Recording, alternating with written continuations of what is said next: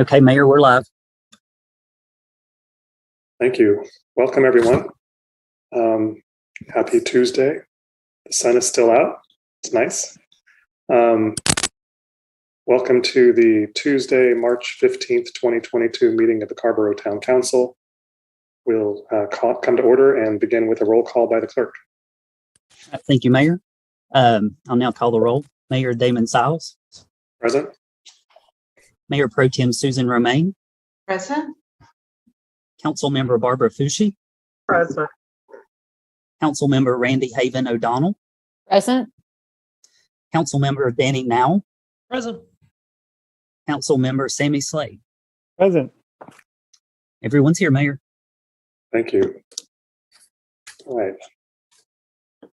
Well, normally right now we would start with our poetry reading. I'm not seeing Fred Joyner in the audience. Have you heard from Fred today? No? I have not.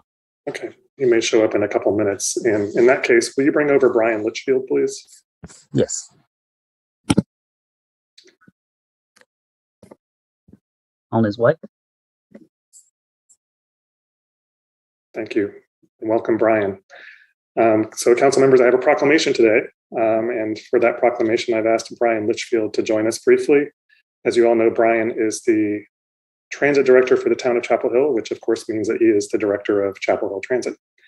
And I'll go ahead and read the proclamation. This is a proclamation for Transit Driver Appreciation Day, among other things, as you will hear. Whereas local and regional public transportation are necessities for our community. And whereas Chapel Hill Transit operates the second largest transit system in North Carolina as a partnership between the town of Carrboro, the town of Chapel Hill, and the University of North Carolina, providing fare-free 7-day-a-week transit service to help our communities and the university meet our transportation, sustainability, and equity goals. And whereas in 2016, Go Triangle extended regional transit service into Carrboro, and since that time has operated weekday service between downtown Carrboro and downtown Durham. And whereas transit operators and maintenance team members work hard each day to help customers access jobs, healthcare, school, community services, and many other personal, social, and civic opportunities. And whereas the COVID-19 public health emergency has reinforced how vital public transit is to our communities. And throughout the pandemic, transit team members have worked on the front lines, adapting to new work environments and safety requirements, and helping customers to safely get to their essential destinations, while also responding to significant changes in their own lives. And whereas transit team members start their days before the sun rises and finish them long after the sun is set, including working weekends and on or around holidays, while many of us are spending time with family and friends. And whereas in addition to meeting stringent safety requirements, transit team members must demonstrate customer service, patience, empathy, and understanding to create a welcoming and inclusive environment for community members and visitors. And whereas communities across the United States observe Transit Driver Appreciation Day each year on March 18th, and Chapel Hill Transit celebrates Operator and Maintenance Team Member Appreciation Week during the week of March 18th to recognize team members' dedication, hard work, and the essential services they provide. Now, therefore, I, Damon Siles, Mayor of the town of Carrboro, North Carolina, do hereby proclaim March 18th, 2022, that's this Friday, to be Transit Driver Appreciation Day, and March 14th to 18th, 2022, that's this week, to be Chapel Hill Transit Operator and Maintenance Team Member Appreciation Week in Carrboro.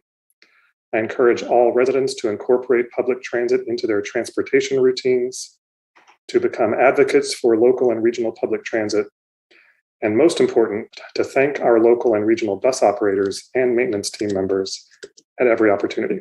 This the 15th day of March, 2022.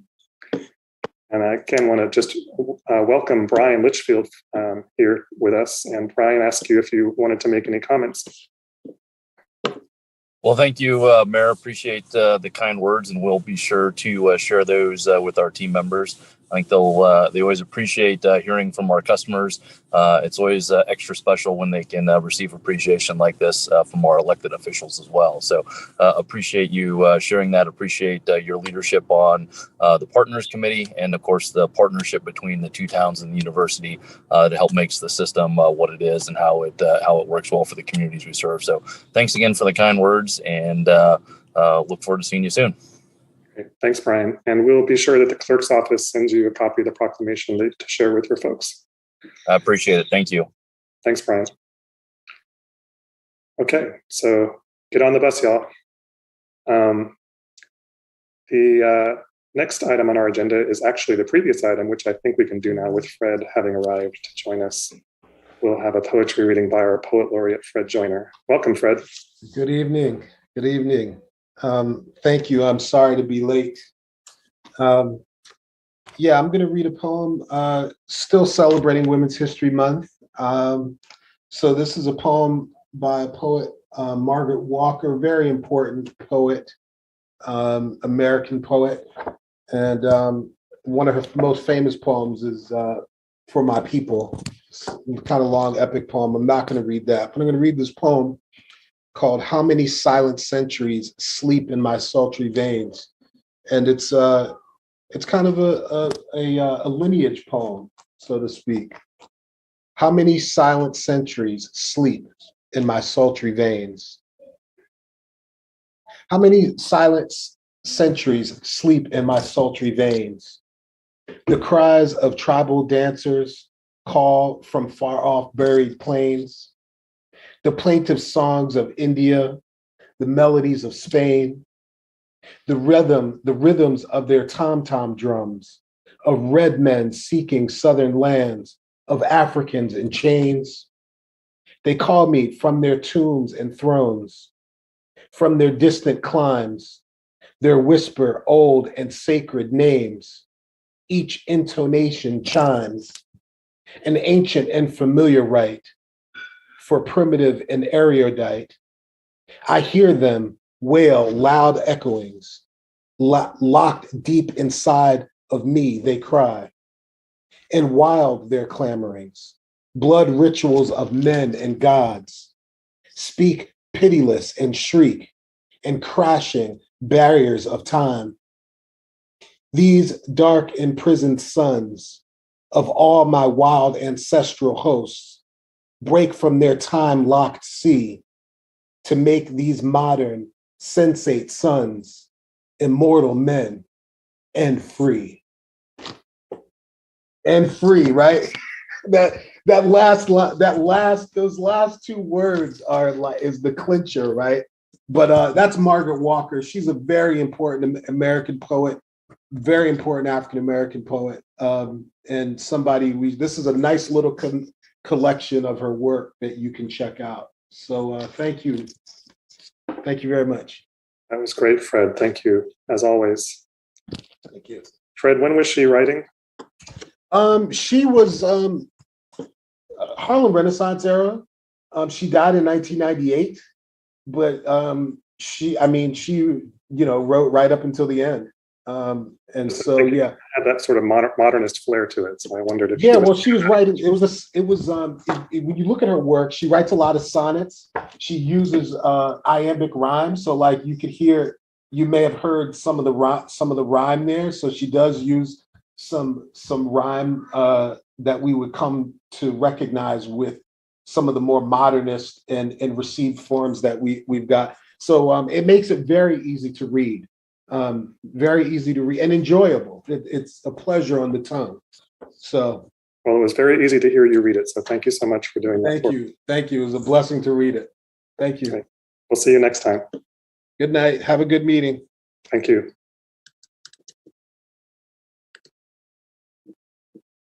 All right. Next up on our agenda is the announcement of upcoming meetings. All righty. First up, we have the Affordable Housing Advisory Commission meeting March 16th at 7 p.m. Next, we have Community Safety Task Force meeting March 16th, also at 7 p.m. Planning Board meeting March 17th at 7:30 p.m. Transportation Advisory Board, March 17th at 7:30 p.m. Human Services Public Hearing, March 21st at 6 p.m. And then our next town council meeting will be March 22nd at 7 p.m. Right. Randy, and then Sammy. Sammy and I may be talking about the same thing, but the climate action team is meeting on the 17th at 7:30. Okay. Thanks, Randy. Sammy? Also, the Orange County Climate Council is meeting Thursday at 3 p.m. Thanks, Sammy. The only other thing I have is actually just a community event happening with some of our friends at the Jackson Center and other groups organizing a housing promotion event this Saturday afternoon at 1 p.m. over at the Jackson Center on Rosemary Street. So if you haven't gotten an invitation about that, I'm happy to send that along. Susan? Just one more community event. I wanted to just let everybody know this is our Orange County's first ever Creek Week.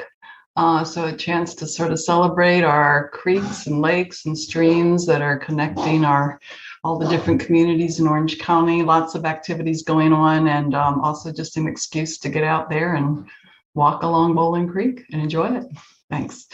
Thanks, Susan. Also an opportunity to catch the very awkward video shoot I did with Mayor Heminger next door. So check that out. Thanks for promoting that Creek Week, Susan. That's happening all over Orange County. Okay, not seeing any other hands. We'll move on to the next agenda item, which is public comment. I believe, and Wesley and Mary can help me if I'm wrong, I believe we have one person signed up to speak on a matter not on the printed agenda. Possibly one more, but for sure one. And we'll go ahead and bring Aja Kelleher over.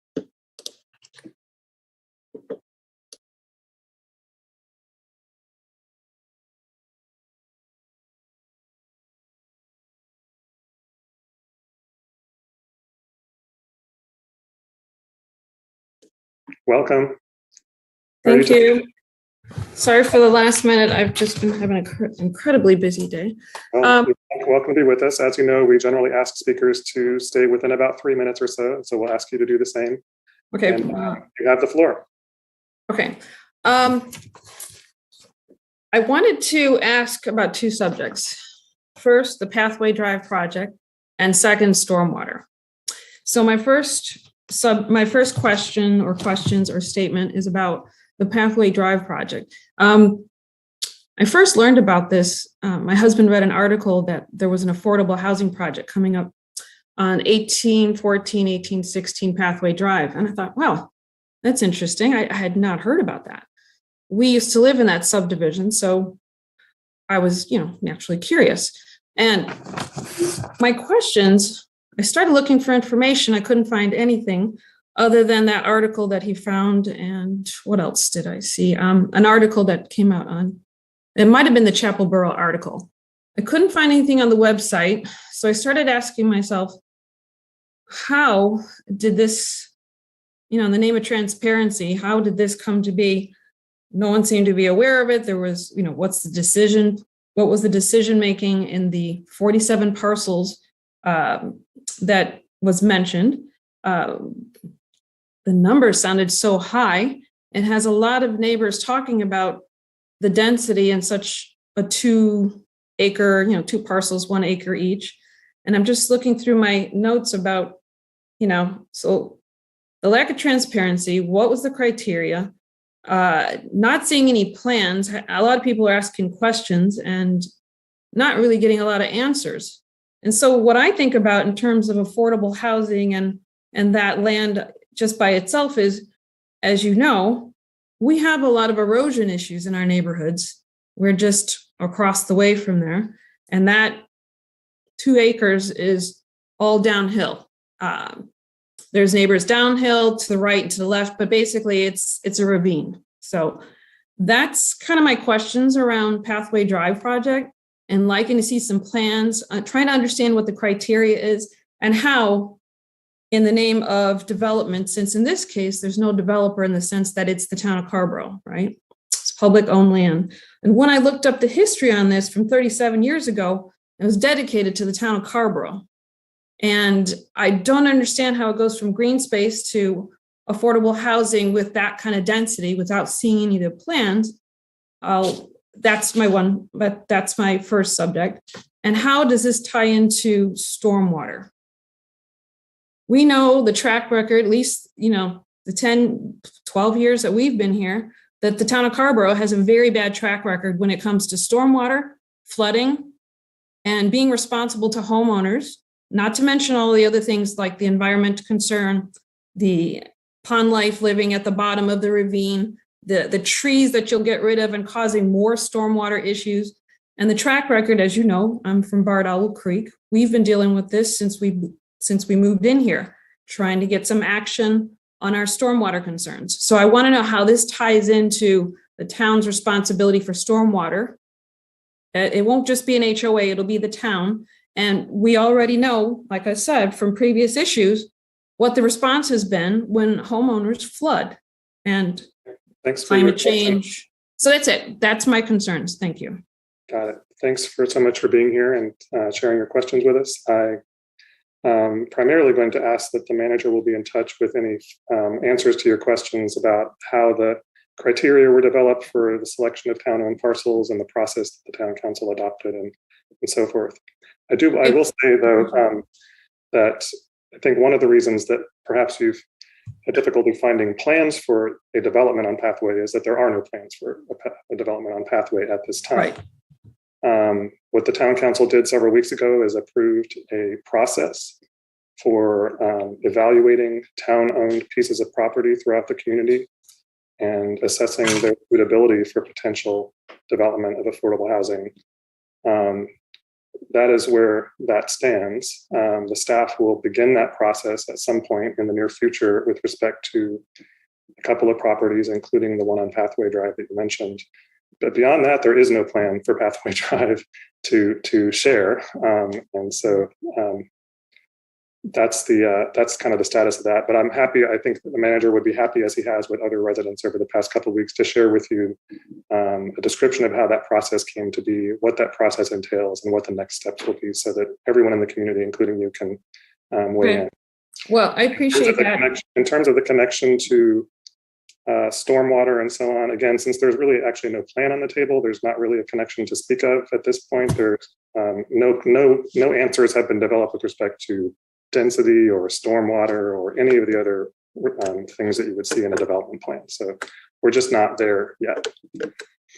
So, but Mr. Manager, if you would make sure to get Ms. Kelleher the information you've been sharing with neighbors over the past couple of weeks, I think that would be helpful. Yes, sir, Richard. Yes, I can add that we are developing a web page for this information. We hope to have it up later this week. So we'll be available on the website.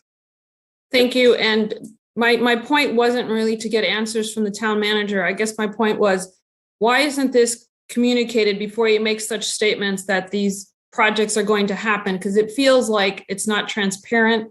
No one knows the criteria. It's not well presented. So I already have some answers from the town manager on our stormwater, and all I hear is, sorry, but it is what it is kind of responses, and it's not really addressing any neighborhood concerns. So I appreciate that. Thank you. But I think from a community standpoint, a lot of people are going to be really interested in seeing how the town's going to handle this, given the track record we've seen so far. Thank you. Have a good night. Thanks for being here. You too. All right. Sammy, did you have a comment? I just wanted to make the point that, it's one thing what our plans and intentions are. It's another thing what the reporting of those plans and intentions are. And so I just want to raise that in case community members are reading that we are moving ahead with this. We are moving ahead with a process, but there are, as the mayor said, no specific plans on it happening. Thanks, Amy. Barbara? Thank you, Councilmember Slade. Thank you, Mayor. So just to follow up with what Sammy just said, I mean, I think we've been pretty with the information that we do have thus far. As was mentioned earlier, we did approve a strategy for moving forward in a public meeting. You know, that information is available, you know, for community members to look at the video.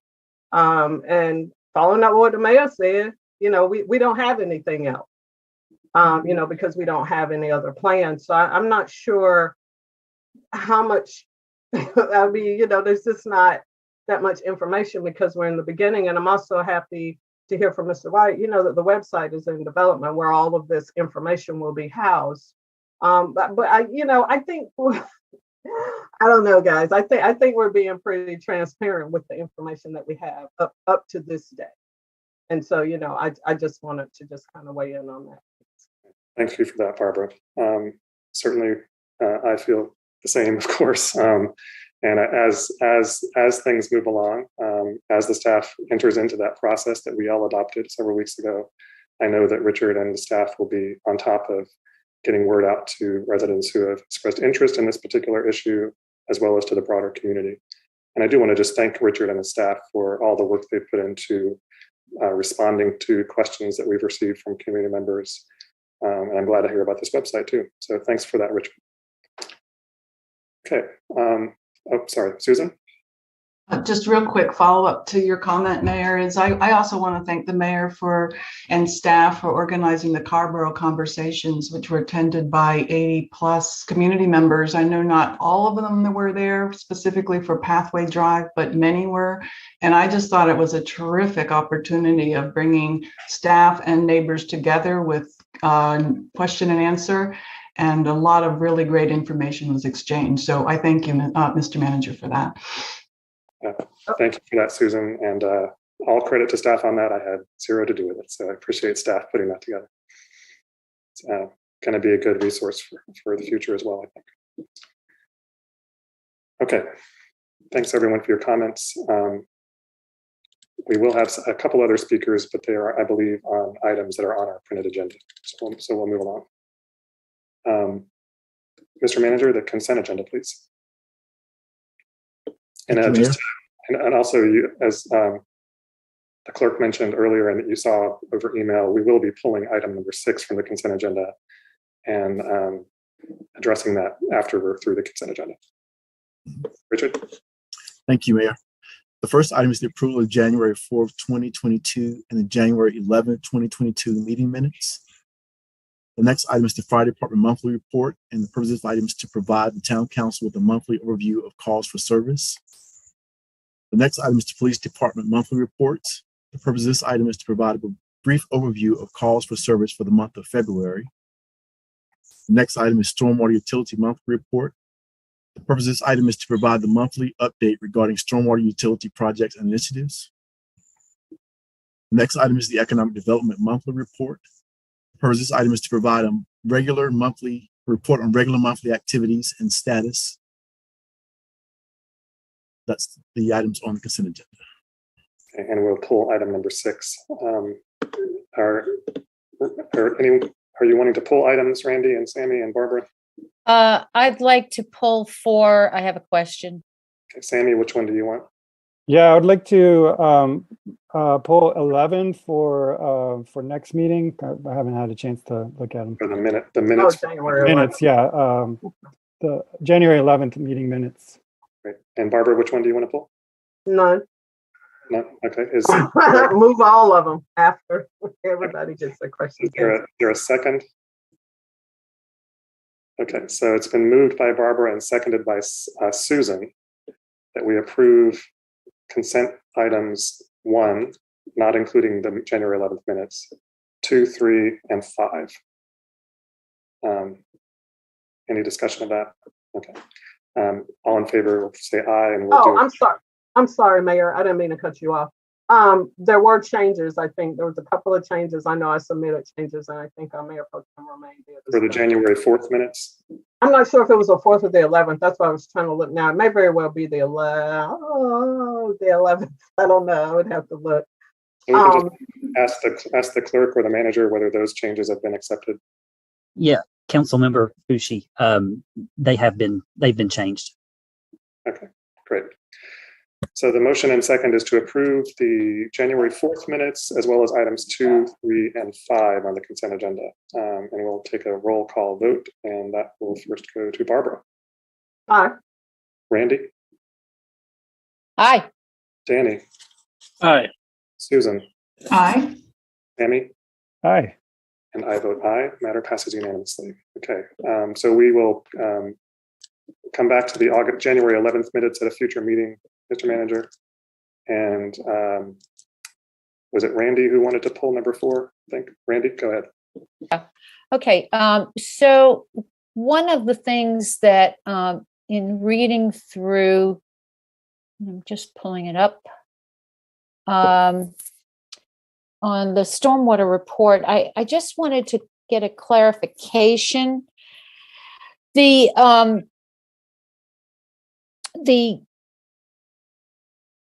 stormwater, the contractual support that is for single-family residences, does that include any funding, or is that just acting as a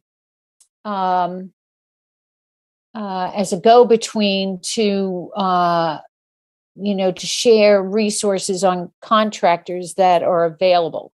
That's the first question I have. Can I get an answer to that piece first before I raise the second question? Sorry, Randy, what item is it in the report number? It's I'm looking at Number 1?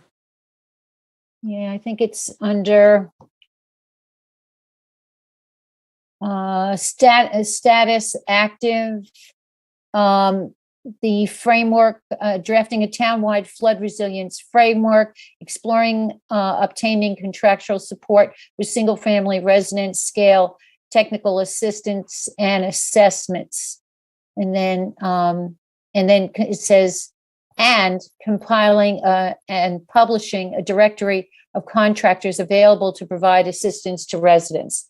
Now, I want to know if it's just directing folks to contractors, identifying and directing, or there's going to be some funding for some of the work that can be done in the neighborhoods and through neighborhood green neighborhoods and through HOAs. Okay. So Richard, is that a question you feel like you're in a position to answer this evening? I don't have the answer, but Randy Dodd is on the call. If I could ask Wesley to bring him over, I can address that.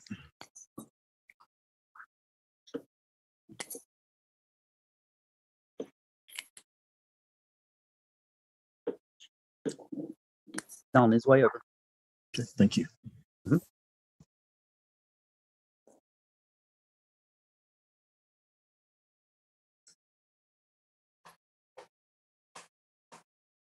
Welcome, Randy. Did you hear the question that Randy? Yeah, yes, I did. The other Randy asked. Yes, can you hear me? Yes, we can. Thank you. Great. Yeah, so there's 2 parts to what we're looking at here.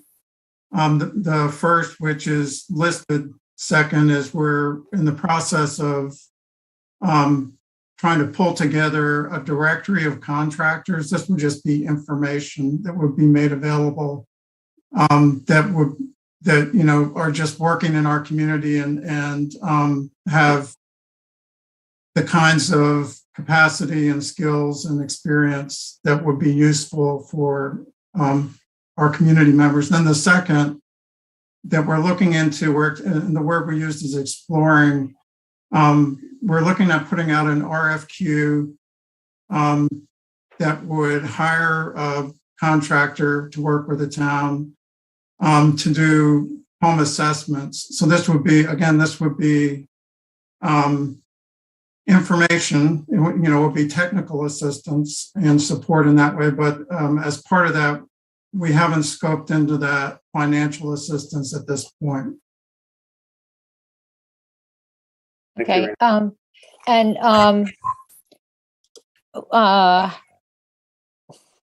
I'd just be interested to know what is the interconnectedness with the green neighborhood plans. There are a couple of neighborhoods that are really looking to move into doing some mitigation with their stormwater in the culverts and just, building swales and berms, whatever. And I'm wondering if there will be funding that's designated from stormwater utility to green neighborhoods specific to stormwater resilience and mitigation. Yeah, in my opinion, that will be one for staff to discuss, and if we can figure out a good program, then to bring it to you all, for your review at some point in the future. We're not quite there yet. I think we're trying to build the capacity and the framework for a program, to work long term. But we've had some conversations internally about potential grant programs, and but yeah, that's not part of this report, or we're just not quite there yet. Okay, I really appreciate that. And I had one more question. This may be more for the manager. And so, and Sammy, if you want to know where it is in the report, it's under fiscal and staffing considerations. So I'd like some clarification on what it means, the second to last sentence in that paragraph. There has been and will continue to be a staff impact associated with technical assistance. This impact will increase if staff will be administering a new program. Staff are reviewing the details as part of the fiscal year 23 budget preparation. So does that mean that there will be need to hire new staff? What does staff, the impact, impact increase, what does that mean? I've not seen that request from Stormwater. We're beginning our conversation with departments as part of the FY23 budget development. And so I'll see that next week, and we'll know more about the exact request that might be being made of Stormwater. So I can share that once I see that request from the department. Got it. Thank you. Thank you, Randy Haven O'Donnell. That's Thank it. you, Randy Dodd. Richard, appreciate you being on top of that, and we'll look forward to more information soon. I'll move forward then. Okay, there's a second to move the item by Danny. It's been moved by Randy and seconded by Danny to approve item number 4 on the consent agenda. All in favor, we'll do a roll call vote. Barbara. Aye. Randy. Aye. Danny.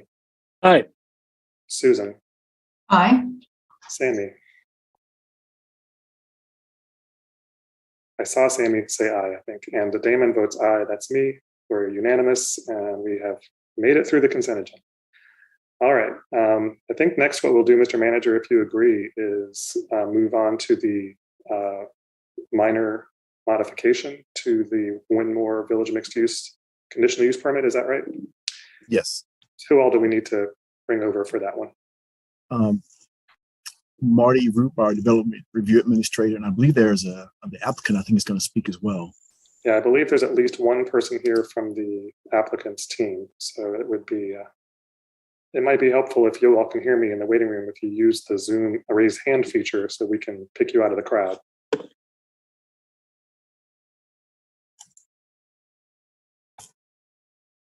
So we have Joe Covens, Eric Chuck, Christina Berkowitz. And welcome, Marty. We'll just wait a couple seconds to bring these folks over.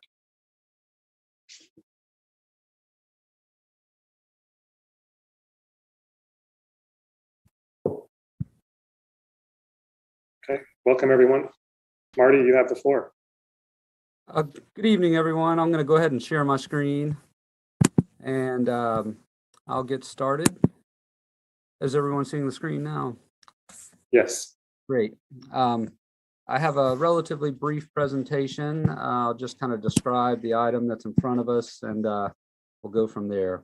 As you noted, it's a request for minor modification to the Winmore CUP, now called special use permit, but this was obviously back when they were still called CUPs. And briefly, I'm going to try to move through this quickly. This goes all the way back to 2003, and there's one remaining vacant lot that's titled Lot 179 for purposes of this item. Identified in the master plan and the CUP as a civic use lot, and condition number 4 on the permit spelled out the various possible uses for the lot, but it has basically just sat vacant for a number of years now. And the developers expressed that there's not really a feasible way to develop in the manner originally intended by the permit. So they brought forth a text amendment, and that was approved by council that created an alternative way to satisfy the civic use portion of the development, which then freed up lot 179 for some other use. And they moved forward to continued discussions with the homeowners association about how lot 179 may be used, and have ultimately brought forward an application to create 3 single family lots, a private alley extension, and an HOA dedicated open space, which just extends. They're already in compliance with open space. It adds to their open space. The resolution provided authorizes all of this, that is to say the 3 new lots, and would assign the community pool to act as the civic use as the application requests, should council choose to adopt it. The HOA president submitted a letter in support of the requested change, subject to the developer continuing to work with them, and then followed that up with a subsequent message on Monday as well to the developer. Eric Chupp, there were a few people here, but I believe Eric is the one that's going to talk. You can correct me if I'm wrong. And then Christina Berkowitz is the HOA president, may wish to speak as well. This is the proposed plat. It's a little bit of a fuzzy image here, but basically there are 3 single family lots there on what was originally one larger parcel. And here's the resolution for reference if we want to talk through it. That image is a little fuzzy too, but it's in your package as well. I'm available for questions. Otherwise, as I said, I believe Eric and Christina may want to speak as well. Okay. Thanks very much, Marty. Council members, unless there's an urgent question right now from Marty, I think maybe what we'll do is go on to Eric and his colleagues to make any comments they want to share. And then we'll go to Christina, who's from the Homeowners Association. Thanks for being here, to share any comments you guys. Mr. Chupp, welcome. Good evening, and thanks for having me tonight, Mayor Sales and the town council. The last time that I was in front of you, you were a board of aldermen, so congratulations on that distinction. Times are changing. Times are changing. For those of you that don't know me, I'm Eric Chupp, and I represent Capcaw Ventures. We've been developing small communities in Chapel Hill and Carrboro for the last 30 years. Some of the other communities that we've developed in Carrboro, Bowland Forest, the Cedars at Bowland Forest, Weather Hill Point, and of course the subject of tonight's meeting, which is Winmore. We do have a PowerPoint, and I think Joe Covens is trying to get that up now, so I'm gonna wait for him to bring that. If someone can let me. It said they've paused my share screen. Can someone allow me to share it?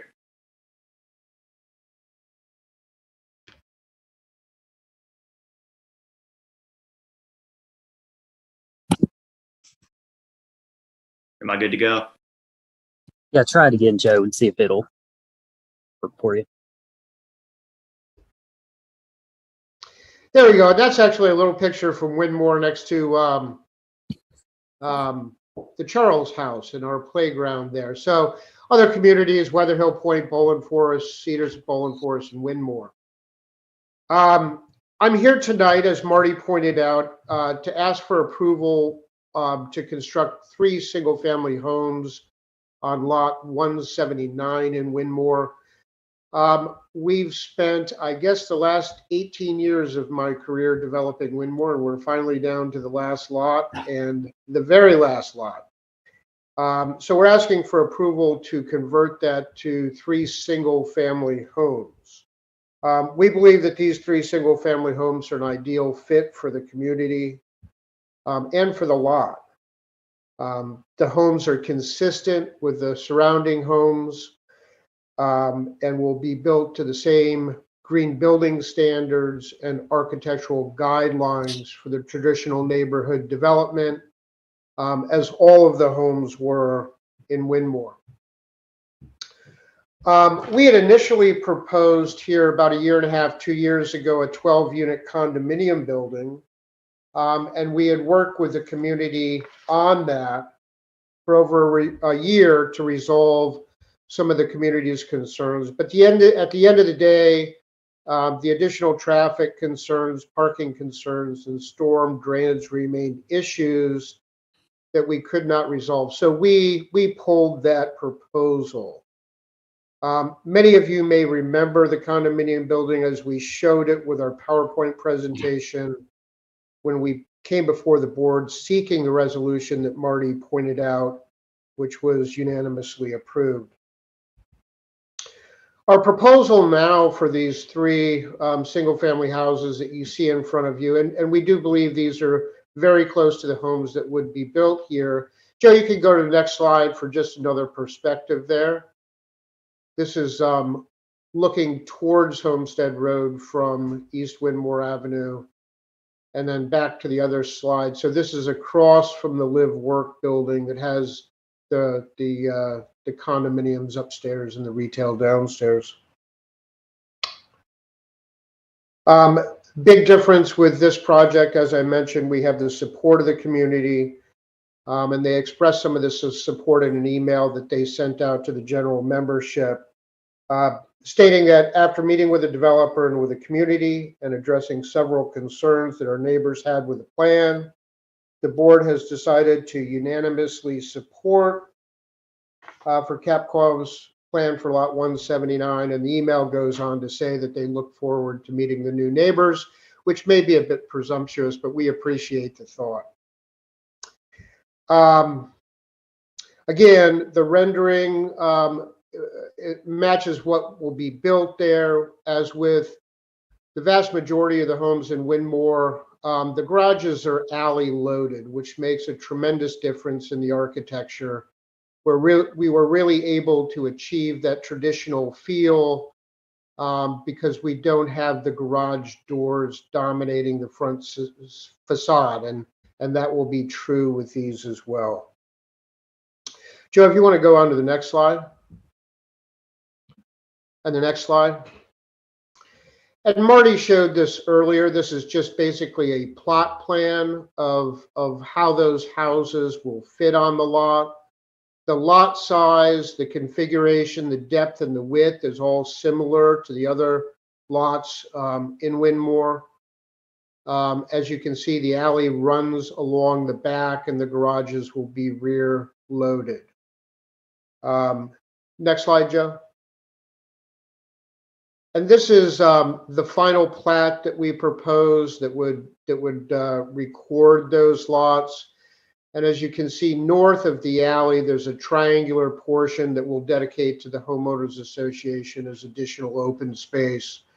You know, for a pocket park, for whatever, or just to leave open so nothing is built to the next to the single family home immediately adjacent to it.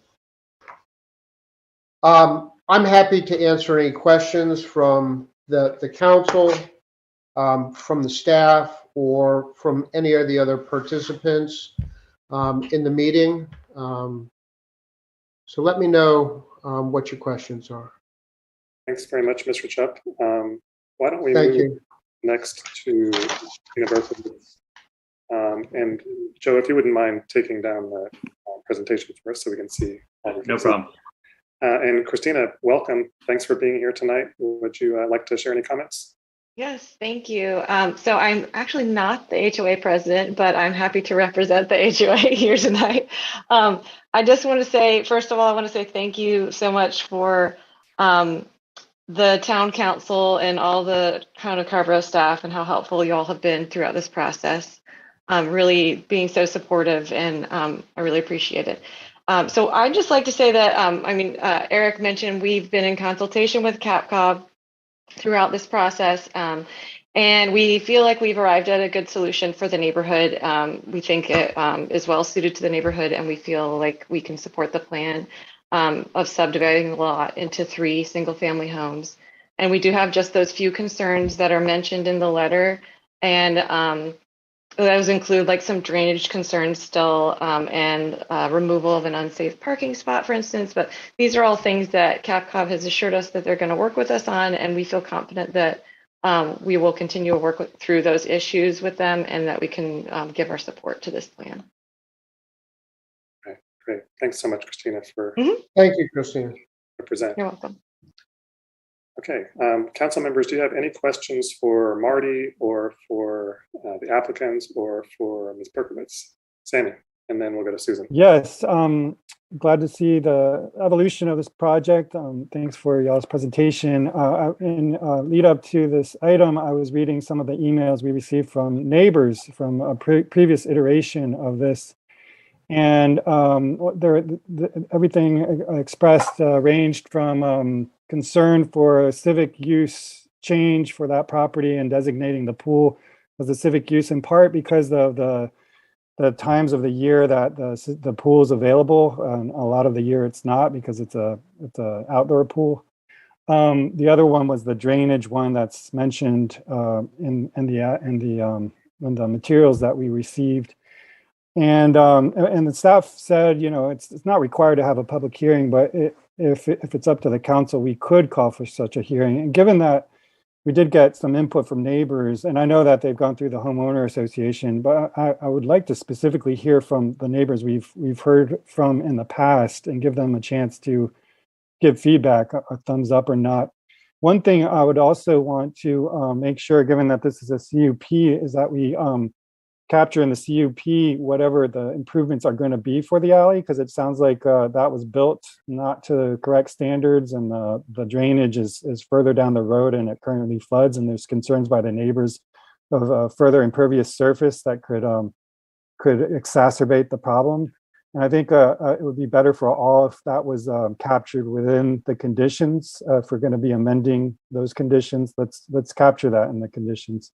So personally, I feel it would be valuable to have another meeting that's a public hearing, and specifically including immediate neighbors, and definitely including folks we've heard from in a previous iteration. Thank you, Sammy.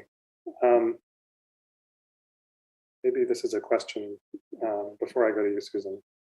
Maybe Christina could help me answer this question. Could you give us a sense of, as you were working with the applicant through iterations of this proposal, how much of this has been communicated with the broader neighborhood outside of just the members of the board of the homeowners association? Have the neighborhood been kind of communicated with about the status of this application, and have you received feedback? Yes, I did. I had sort of formed a committee of concerned neighbors who talked through all of the plans, the previous plans. And then I gave a presentation of the new plans to that group, whoever wanted to come, and received a lot of good feedback on it. And we've been sending out emails to the neighborhood listserv detailing what the plans are and everything. So, okay. I think Susan is on that listserv. So. Okay. Thank you for that, Christina. Susan? Thank you, Mayor. And yes, I will first chime into, just in full disclosure, I am a resident of Winmore, and I am on the listserv, and thanks to Christina and the HOA, there's been what I consider just a tremendous amount of sharing of information about Lot 179. And just anecdotally, it does seem like there's been a lot of engagement from the neighbors. I think people are very aware of this. There's been conversation about it, and certainly folks are very well informed about it. So my comments, I just wanted to, express my support for this. I mean, it seems like it's been a project that's been in the works for, trying to figure out the best use of lot 179 for many, many years, as Mr. Krupp mentioned. And now we have a lot of support from neighbors, as well as support with this development of these 3 single-family homes. So it feels like a win-win. We can bring 3 more families into the neighborhood. It sounds like there was the water sewer connections have been simplified, which was great to hear. Sammy, I appreciate you raising the concerns around the stormwater, and it sounds like the town engineer will be brought in from the beginning to help address those concerns. As Christina mentioned, a dangerous parking space will be removed. The pool area will continue to serve as a civic use. And yeah, Sammy, I appreciate your point about the pool only being used as civic use for, I believe it will be 5 months out of the year. But also it does seem like there's a lot of other civic opportunities in terms of trails, open space. I see lots of kids out throwing balls on the open space in the neighborhoods. And then finally, I just want to say, I just really appreciate how much the neighbors have been engaged through this entire process. So it all feels great to me. And I am really excited to see after, it has been a long process, and it does seem like we've come together and found a really a good solution here. So thank you. Susan. Mr. Chubb, did you have a comment to add? I just wanted to say that we have already engaged the town's stormwater engineer, Josh, and he has made a site visit and examined the system on site.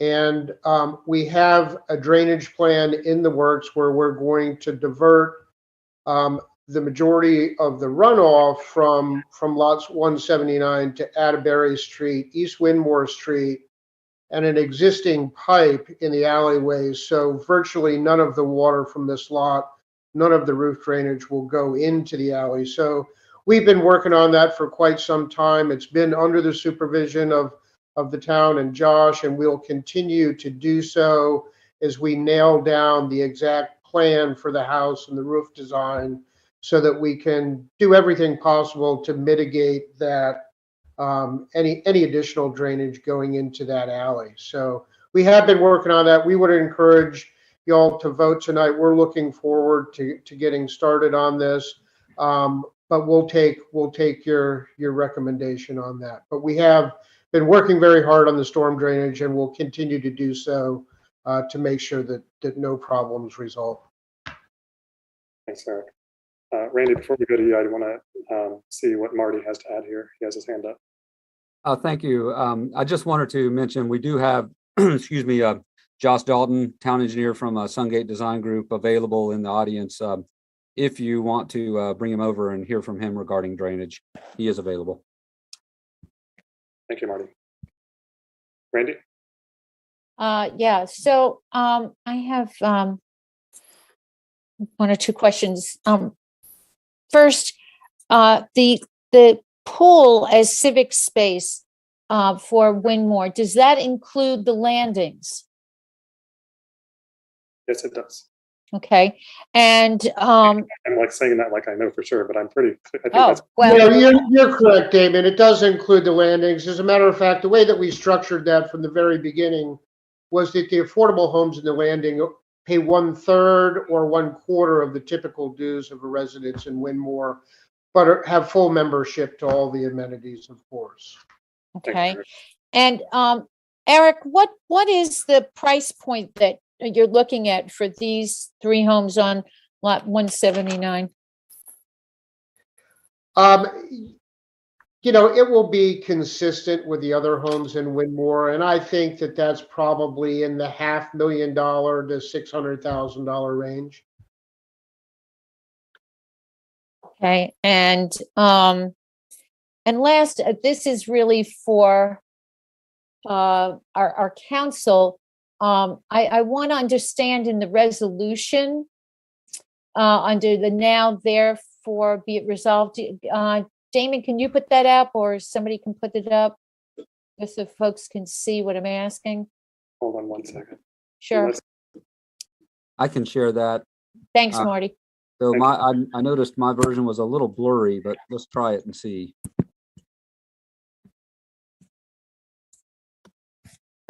Well, hold tight.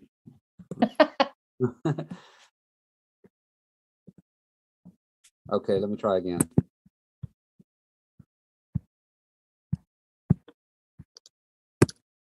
Okay, can you read that? I know it's a little blurry. Okay. Yeah, it's pretty blurry, but I'm going to read it out. Under the now, therefore be it resolved, the 1, 2, 3, 4th paragraph, it says, allowing the existing community pool to serve as a civic use area / facility for the development. So that means that the pool area could be used for something other than swimming. I just want to clarify that it kind of says, I don't know. I want to know what that means.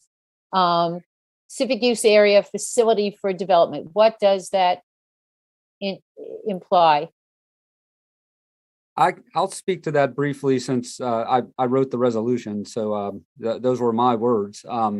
And simply put, I didn't mean anything in particular by using the word area and facility. I just chose to use both, and I don't want to speak for the HOA in terms of their long-term plans for the pool area, but I think the implication with regard to a civic use is that, while it's obviously serves its function as a pool for recreation, they could hold community events there, as a common gathering place. But I did not mean to imply, perhaps to your question, that they were going to build a new building that would properly be termed a facility. Yeah, what I'm trying to get at is if it's considered a facility, a civic space or civic facility for the development, that means that folks could hold other kinds of gatherings there in that space. That's what I'm trying to get clear. Yes, and I don't necessarily want to put Christina on the spot, but as the HOA representative, perhaps she could respond to what we're discussing. Mm-hmm. Yeah, I mean, I don't know. Yeah, I don't know how to respond to this really. I guess I'm assuming it means like this is going to be a neighborhood gathering space.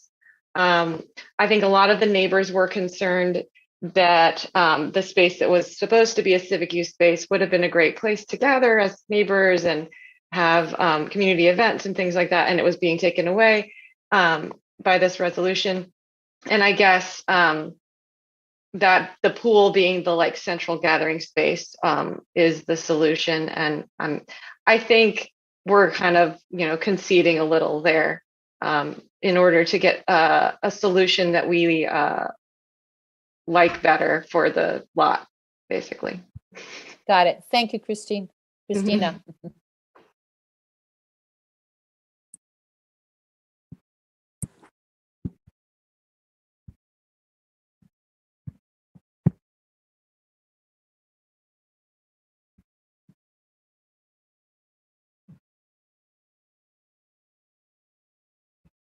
Mayor, are you talking? Mayor, you may be on mute.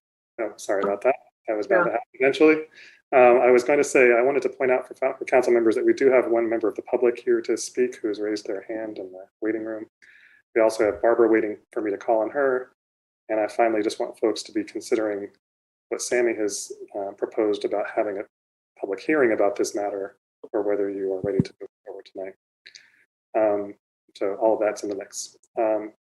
Do we want to hear from Melissa McCabe first before Barbara, or Barbara, would you like to go ahead and ask your question? Oh, Ms. McCabe can go ahead.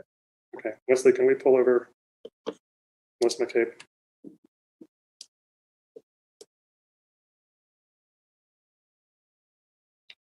Hi, thank you. Can you hear me? Yes. Okay, my comment, and I'm happy to follow up or forward an email, but is not directed towards Cap Cove, but more the town of Carrboro. So May 3rd of 2020, I reached out to a person at the town expressing my concern about the increase in density and the danger that I see as someone who lives very close to the intersection of the main drive into the Winmore community and the pedestrian crossway. And my concern is with the development of the final lot 179 and bringing in 3 more families with, potentially 6 to 12, I don't know, more drivers. At what point will we address the safety and traffic density concerns that I have, which, by the way, I followed up with 2 or 3 times to the individual at the town of Carrboro and never got a response that they visited the site or had a, recommendation or a, case closed that this is safe or unsafe by the town's standards. Thank you. Okay. Thank you very much for being here tonight, and thanks for your question. And I will punt that over to, I think, Mr. Chupp or to Ms. Bergowitz to maybe address that particular topic if they have comments on it. Eric, do you want to try to answer that question? Sure, unless Miss Councilwoman Fushi wants to go first, and then I can address any questions together, or I can, whatever you'd like. Yeah, let's go ahead and address this particular question, and then we'll move on. Okay, as far as the overall density in Winmore, we've eliminated a fair amount of lots in Winmore, so the overall density is less than was initially approved.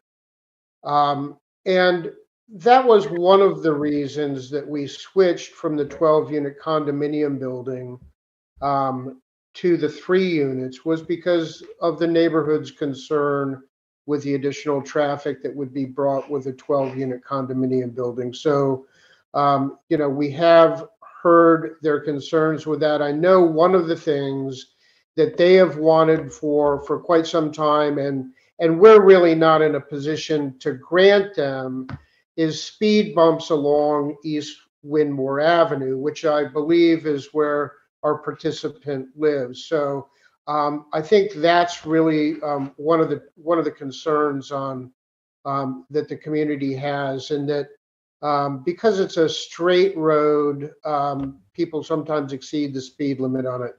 There is a speed hump on the right as you enter the community after you get across the bridge.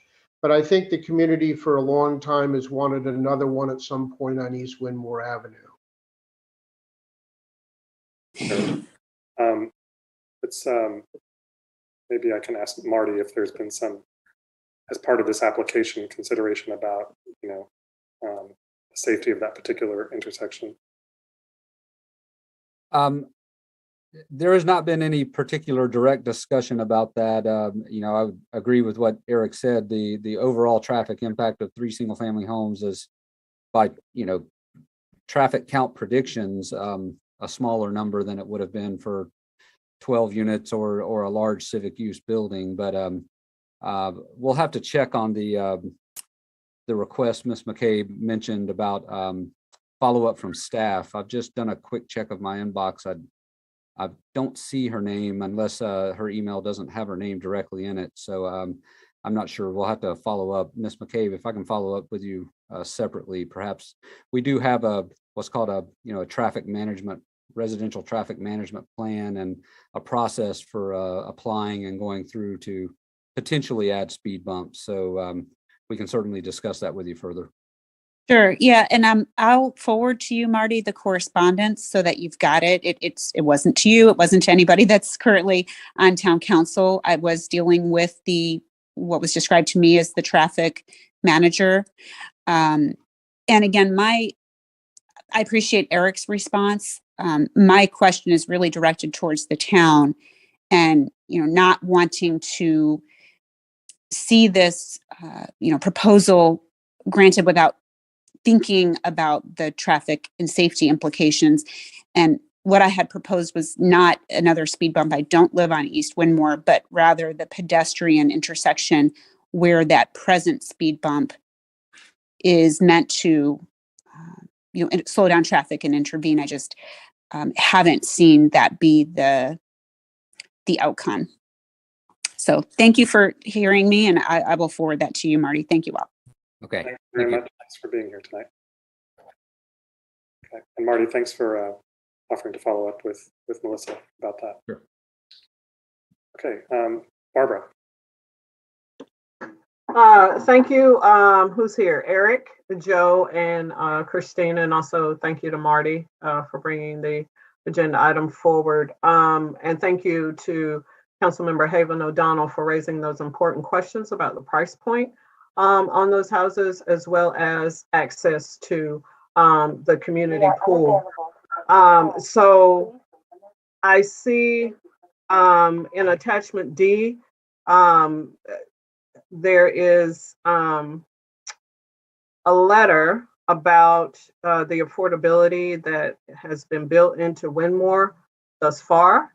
And so we're being asked, this is a request for a minor modification. So I'm getting ready to ask you for something. We are in an affordable housing crisis, not just in this community, but the region, and just, it's just a problem. And I just felt like I needed to ask, can we get any affordability built into any of these 3 single family homes? Thank you.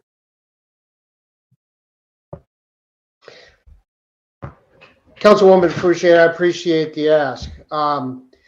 Let me just, a couple of things that I feel obligated to go over. The affordable housing in Winmore was greater than any project in the past or any project that's been built since in the town of Carrboro. We had 58 homes that were constructed and available to those that earn less than 60% of the median income. The Community Home Trust now manages that, but those were 58 units. And then in addition to that, we did 32 size restricted units in Winmore, for a total of 90 units out of the 250, which when you do the math works out to about 35% of the homes in Winmore were under affordable programs. We're very proud of that fact. And to my knowledge, none of the size restricted homes have been upgraded, which has kept them affordable throughout the community. We made it through Winmore, through the recession, and to the owner of the company's credit, at a great loss. The taxes on this one single lot 179, are $94,000 to date and accruing. We've tried for almost 20 years to market the lot under the uses that were prescribed under the conditional use permit, which include a bowling alley and a library and a church. And all of these uses are very traffic and parking intensive. Unfortunately, when the plan was developed, there was only 11 parking spots allocated to the building. So none of those uses turned out to be practical. I think more or less it was a placeholder for a future use that was undetermined. I don't think it was ever in the concept of the council at the time or the developer that it would be used as a civic gathering spot. It was more of a commercial use approved for a 10,000 square foot building that of course in today's environment would cost millions of dollars to construct. Winmore also has some of the most extensive civic use areas of any community built prior to or since. One of the first things that we did at Winmore was we took a lot, a single family lot that was intended for 8 single family homes, and we built a community daycare that has a space for 135 students that we thought would be a valuable addition to the community. The pool complex was not part of the community initially. We got no recreation points for it whatsoever, which are very valuable. And we spent over $300,000 on this pool complex, that includes bathhouses, ramadas, picnic tables, grills, and has served as really the gathering spot for the community, whether it's being used as a pool or not.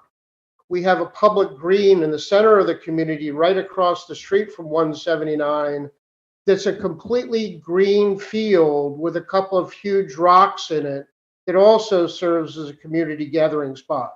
It's over a half an acre of just green lawn. We have over a mile of walking and hiking trails, and over 30 acres, 50% of the site was dedicated as open space. So we really are a civically oriented community, and we've made a huge contribution to affordable housing that we're really proud of. So that's just a little bit of the background there. And we appreciate the ask, but for these, I think we've done what we could. Okay, so that means no, and I appreciate the background information, some of which was in attachment D. It was. But as a town, we're always looking for the opportunity, and so this is the reason why I asked, because even though you've gone as far as you're able to go, we have to keep moving a little bit farther. And so I understand. I appreciate your response. Thank you. And to Sammy's question about the public hearing, I mean, either way, I'm okay. I would be okay either way. I don't know how others feel, but Ms. McCabe coming in with her concerns, it may warrant one, but that's, whatever the majority of the council decides. Thank you. Thank you, Barbara. And Eric, thanks for that background as well. Sammy, do you have another question? Yes. So yeah, I was again very grateful. I think a lot of the concerns that we received emails from 2 years ago had to do with the size of the higher density development, the parking. So I'm not really thinking that there's going to be a lot of turnout, but during that process, I wished we would have had a public hearing, and felt like we missed the boat with that. So for that reason too, I think it would be valuable.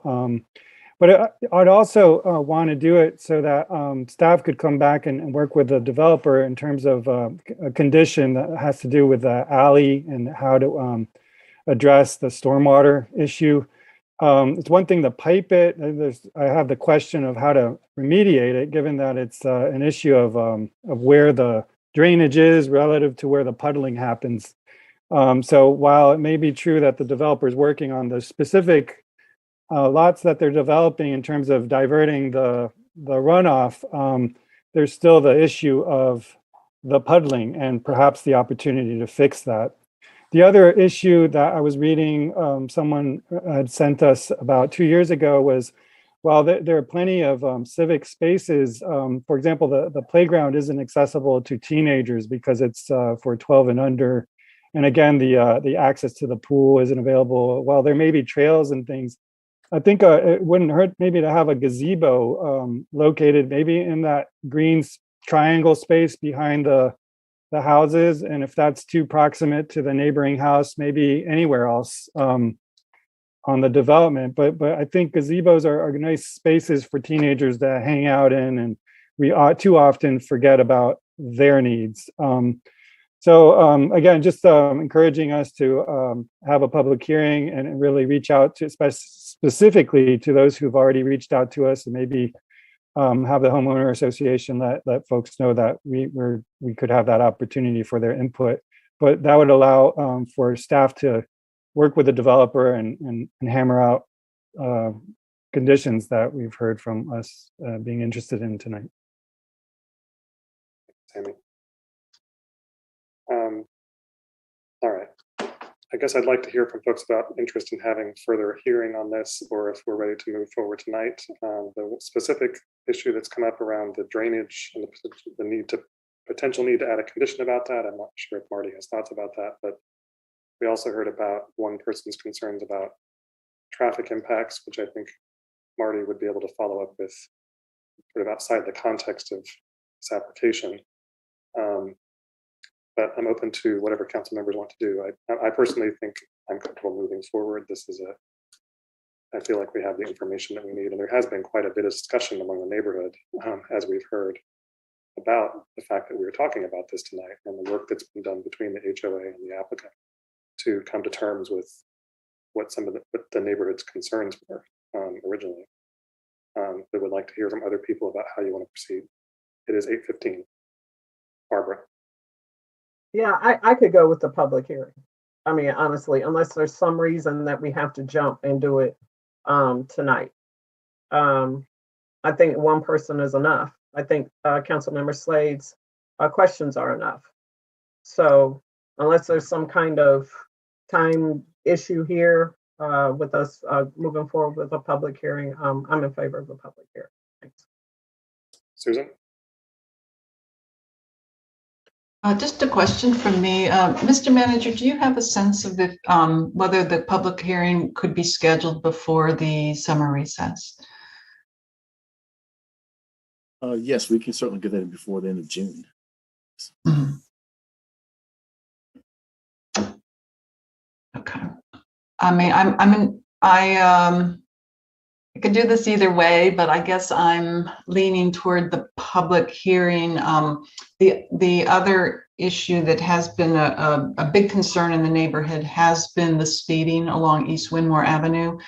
And so I'm thinking of the public hearing as perhaps one more opportunity just to make sure that all those neighbors get heard, and possibly there can be some ways to better address the speeding. So I'll go with the public hearing. Susan, Randy? Yeah, I appreciate Sammy raising the question. I think, and Sammy, I actually appreciate you doing the homework and going back over the old emails. I tried to find them. You're really good. I had difficulty getting them, but I support the public hearing because I think in addition to the safety and the drainage, I really want to have an opportunity for all of the Winmore residents to be able to have a chance to come out and share their perspective on, you know, on the opportunity to create this other civic space and utilize the space for 3 homes. And I'm just going to echo what Barbara said, Eric. I wish there was a way that you could look at creating something more affordable. You know, even being able to sell the 3 homes at half the price that you gave would at least create something available to the missing middle. We're struggling so very hard in Carrboro to have a vertical community and you know, and build a community that is not only vertical by age but by you know, just economics. And it's great to have civic space, but it's more important to be civic minded. And I think that would be truly civic minded to be thinking about creating 3 affordable units or within a range of affordability. Thank you. Thanks, Randy. Not seeing any other hands, I would entertain a motion to schedule a public hearing on a date to be determined by the manager. Second. Moved by Sammy and seconded by Barbara that this matter be scheduled for a public hearing on a date to be determined by the manager. Mr. Manager, any questions about that before we vote? No, I'm clear. Thank you. And I think Marty has heard clearly the specific points of conversation that the council members are interested in, especially drainage, pedestrian safety, and some clarity about the uses of the pool and the pool area. Okay. Just one more, Damon, just interest in quasi smaller scale civic infrastructure, such as a gazebo specifically for teenagers. Okay, there's a motion by Sammy, a second by Barbara. I'll do a roll call vote. Barbara? Aye. Randy? Aye. Danny, Aye. Susan, Aye. Sammy, Aye. and Damon. I vote aye. The matter passes unanimously. Mr. Chubb, Mr. Covens, Ms. Bergowitz, thank you all so much for all your time tonight. We'll be seeing you again at a public hearing. So hopefully you'll continue to be communicating, Christina, with your neighbors about the conversation that was had tonight so that we can see where people are sitting on this. It was good to see you all tonight, and thank you very much for your participation. Thank you, Eric. Thank you, everybody. Have a good night. Marty, thanks so much for all your work on getting us up to this point. Really appreciate it. And we'll see you back when you're ready for us again. You're welcome. Sounds good. Thanks. All right. Thanks, everybody. I think we are ready to move on to our next item, Mr. Manager. Thank you, Mayor. It's the final item on the agenda. This is the 203 project guaranteed maximum price. Versus item is to provide the council with the cost to construct the 203 building for consideration and approval. And there is a project ordinance and a resolution. And Ben Schmadeke, our capital projects manager, will make some introductory comments as a presentation. Thank you. We'll wait for Ben to slide on over.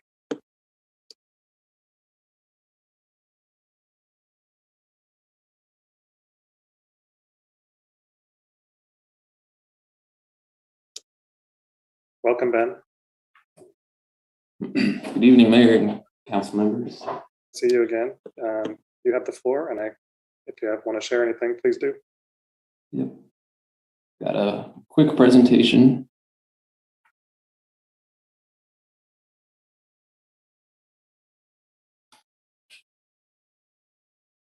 Does that look okay? Everybody see that? Yep. Okay. So we do have the guaranteed maximum price for the 203 project. So I'll be presenting that. We'll just do a quick review of the total project budget. Similar information that was presented on 2 weeks ago.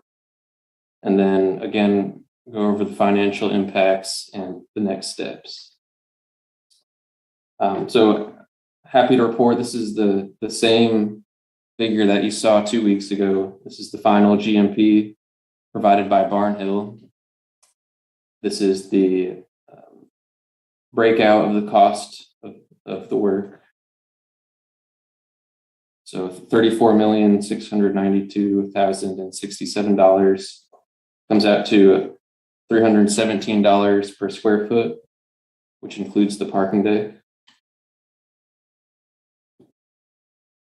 This is the total project cost breakout for the town and the county. The GMP is the construction cost here. So the town's share is approximately $15.5 million and the county's is 19.2. We have design fees and our FF&E and contingency. So that's furniture, fixtures, and equipment, and owner's contingency. So the town's total project budget for this is approximately $19 million, and the county's is $22.2 million.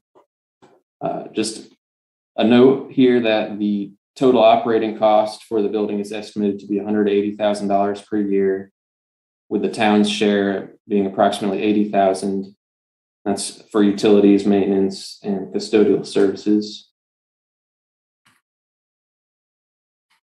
So as Arch discussed 2 weeks ago, this is the fund balance impact for the project. I highlighted two important figures here. So the cash or fund balance contribution to the project will be $6.3 million, and the amount to borrow is $12.6 million. And I know there's been some interest in how that breaks out per capita. And so this chart shows the debt per capita over the term of the loan. So this is a 20-year term, and the debt per capita per Carrboro resident is here on the right, but it averages to be $38 per year per resident over the life of the term of the loan.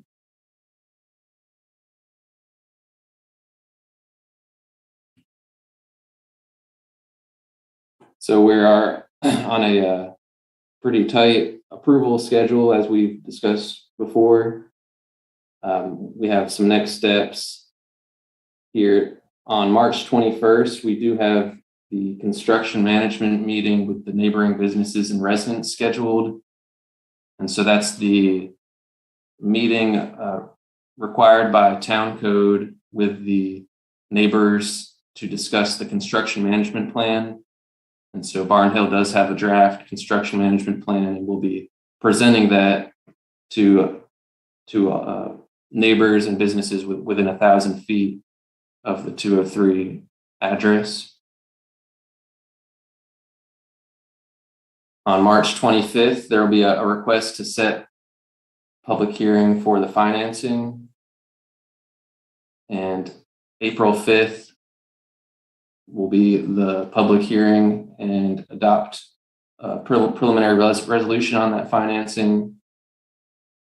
And that all is moving towards an April 6th application submittal to the NC Local Government Commission in order to meet their May 3rd meeting.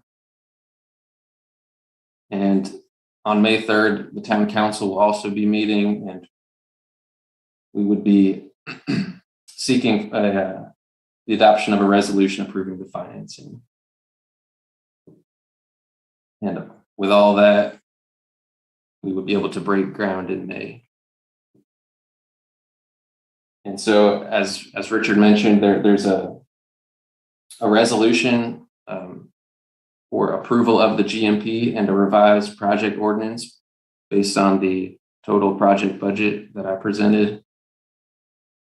And as we've talked, this is a joint venture with Orange County. They are meeting tonight as well with the same GMP consideration. I do want to share a couple of the options that they are considering, which basically will take out the skills development program of the building. It's about 12,000 square feet. And there are two ways to do that. The kind of minimal design way is option one here, which is to remove a story of the building. It works out to kind of be a clean way to take out that square footage. And so that would be one story of the building and one level of parking deck. And we've been talking with our consultants, and so the impact of that would be a 7-month delay for redesign and rebidding. Barn Hill did give us a estimated savings of $3.8 million. However, additional design costs are estimated by Perkins and Will to be around $600,000. And just some of the kind of trickle down implications of that, the cost per square foot goes up. The $3.8 million is not a kind of a face value savings. And kind of in turn, the town's cost goes up, in part due to the cost per square footage going up, and also the cost share of the building, the ratio going up. And then option two would be just a kind of a start from scratch approach, minimum 17th month to redesign and rebid. Construction cost savings are unknown. There's potentially some savings that could be seen from moving to a precast parking structure. as designed. It's a cast in place. However, additional design costs are estimated to be $1.5 million. And then we've been talking about escalation, and Barnhill doesn't forecast any kind of break from the recent escalation trends. So I think the town's cost for the same square footage or the same programming will likely increase. So that's it for me. I believe our consultants are in attendance if questions come up for them. Ben, thanks so much for this brief update. It's very much in line with what you and the rest of the staff presented to us 2 weeks ago in terms of that guaranteed maximum price and the other figures that we saw then. So it's good to see that nothing's changed. So why don't we go to council members' questions, and we will start with Barbara and then go to Susan. Thank you, Mayor, and thank you, Ben, for the brief presentation. Can you just go back one slide just before this one? Thank you. So I continue to be excited about this project. And, you know, if we can just get it over the finish line, the possibilities are endless. You know, we're talking about economic driver, we're talking about the education piece, literacy, the arts, and so many other community uses. And also just adding to our town's growth. I mean, it just is not sustainable for the face of our community to stay the same all the time. I just don't believe that's good for us going into the future. So the two options, and I think Ben had answered this question, but I'm going to ask again. So either option involves more money, not just on the front end, what's on the slide, but also potentially down the road as construction costs continue to rise. Because I think I saw something in maybe here or a couple of weeks ago about Barnhill just saying, hey, look, you know, this is not going to go down. You know, the prices are still going to continue to go up. Thus, if we wait 7 months, 17 months, we may save some money, but in the end, we could potentially end up spending more money, and it may not balance off. Am I wording that correctly, Ben? Right. So the options I just discussed, the savings would be for Orange County only. The town would not see any of those savings if they're to be had. Yeah. Okay. And that the cost will continue to go up the longer we wait. I mean, I think Barnhill was just forecasting that it would, correct?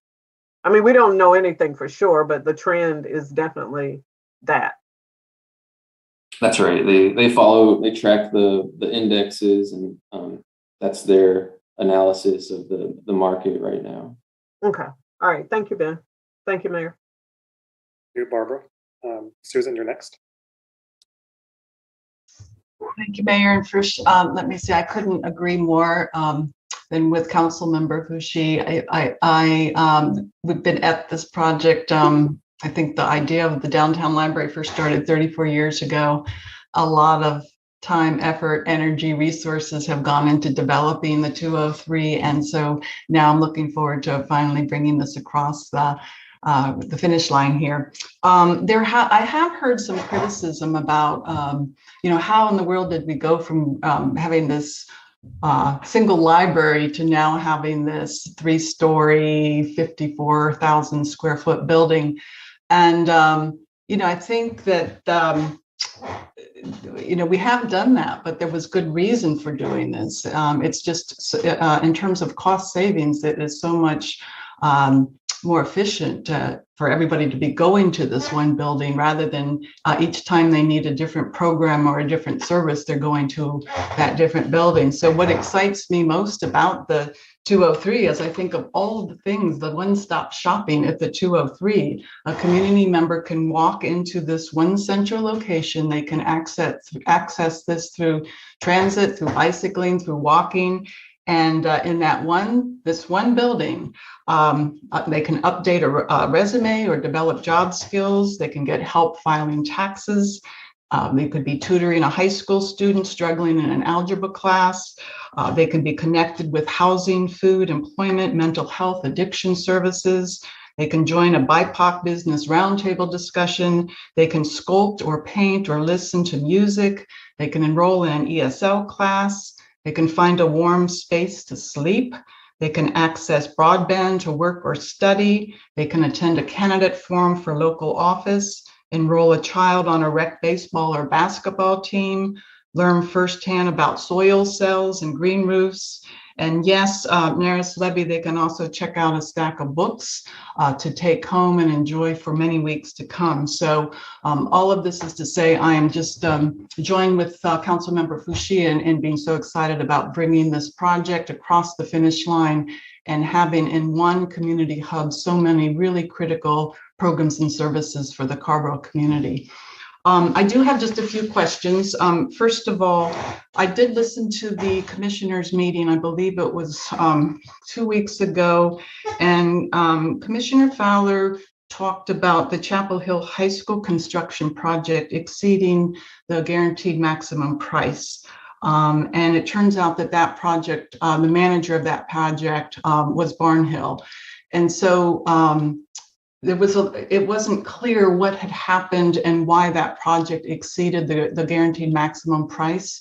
And so I was wondering if anybody from Barnhill was here tonight and can talk a little bit about the cost overruns. I have a feeling it's related to the pandemic, but I still would be curious to know more. Thank you, Susan. Ben, do we have a representative from Barnhill with us tonight? I believe Eric Pond or Chad Webb.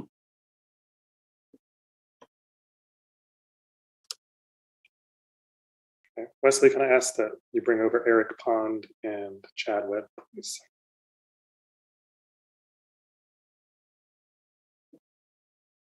And Ben, maybe you could, while we're at it. Sure. Yeah, not knowing the details of that specific project. I mean, the guaranteed maximum price is for the design documents. So if there are significant changes in that design, then that's a reason for a change order to the town. To some extent, there's going to be changes, but the part of the reason why Barnhill's been with us all through design is that they've been able to understand the project fully, and they've kind of have anticipated all of the costs and any kind of gaps that might need to be filled. They've got that covered in the GMP, but it should really only be significant design changes to the building that would cause an owner's change order. Thank you for that, Ben. Ben, would you mind stopping the screen share while you're here? And we do have Eric and Chad from Barnhill with us, and maybe they could offer their view as well of that question. Did you hear the question, Eric and Chad?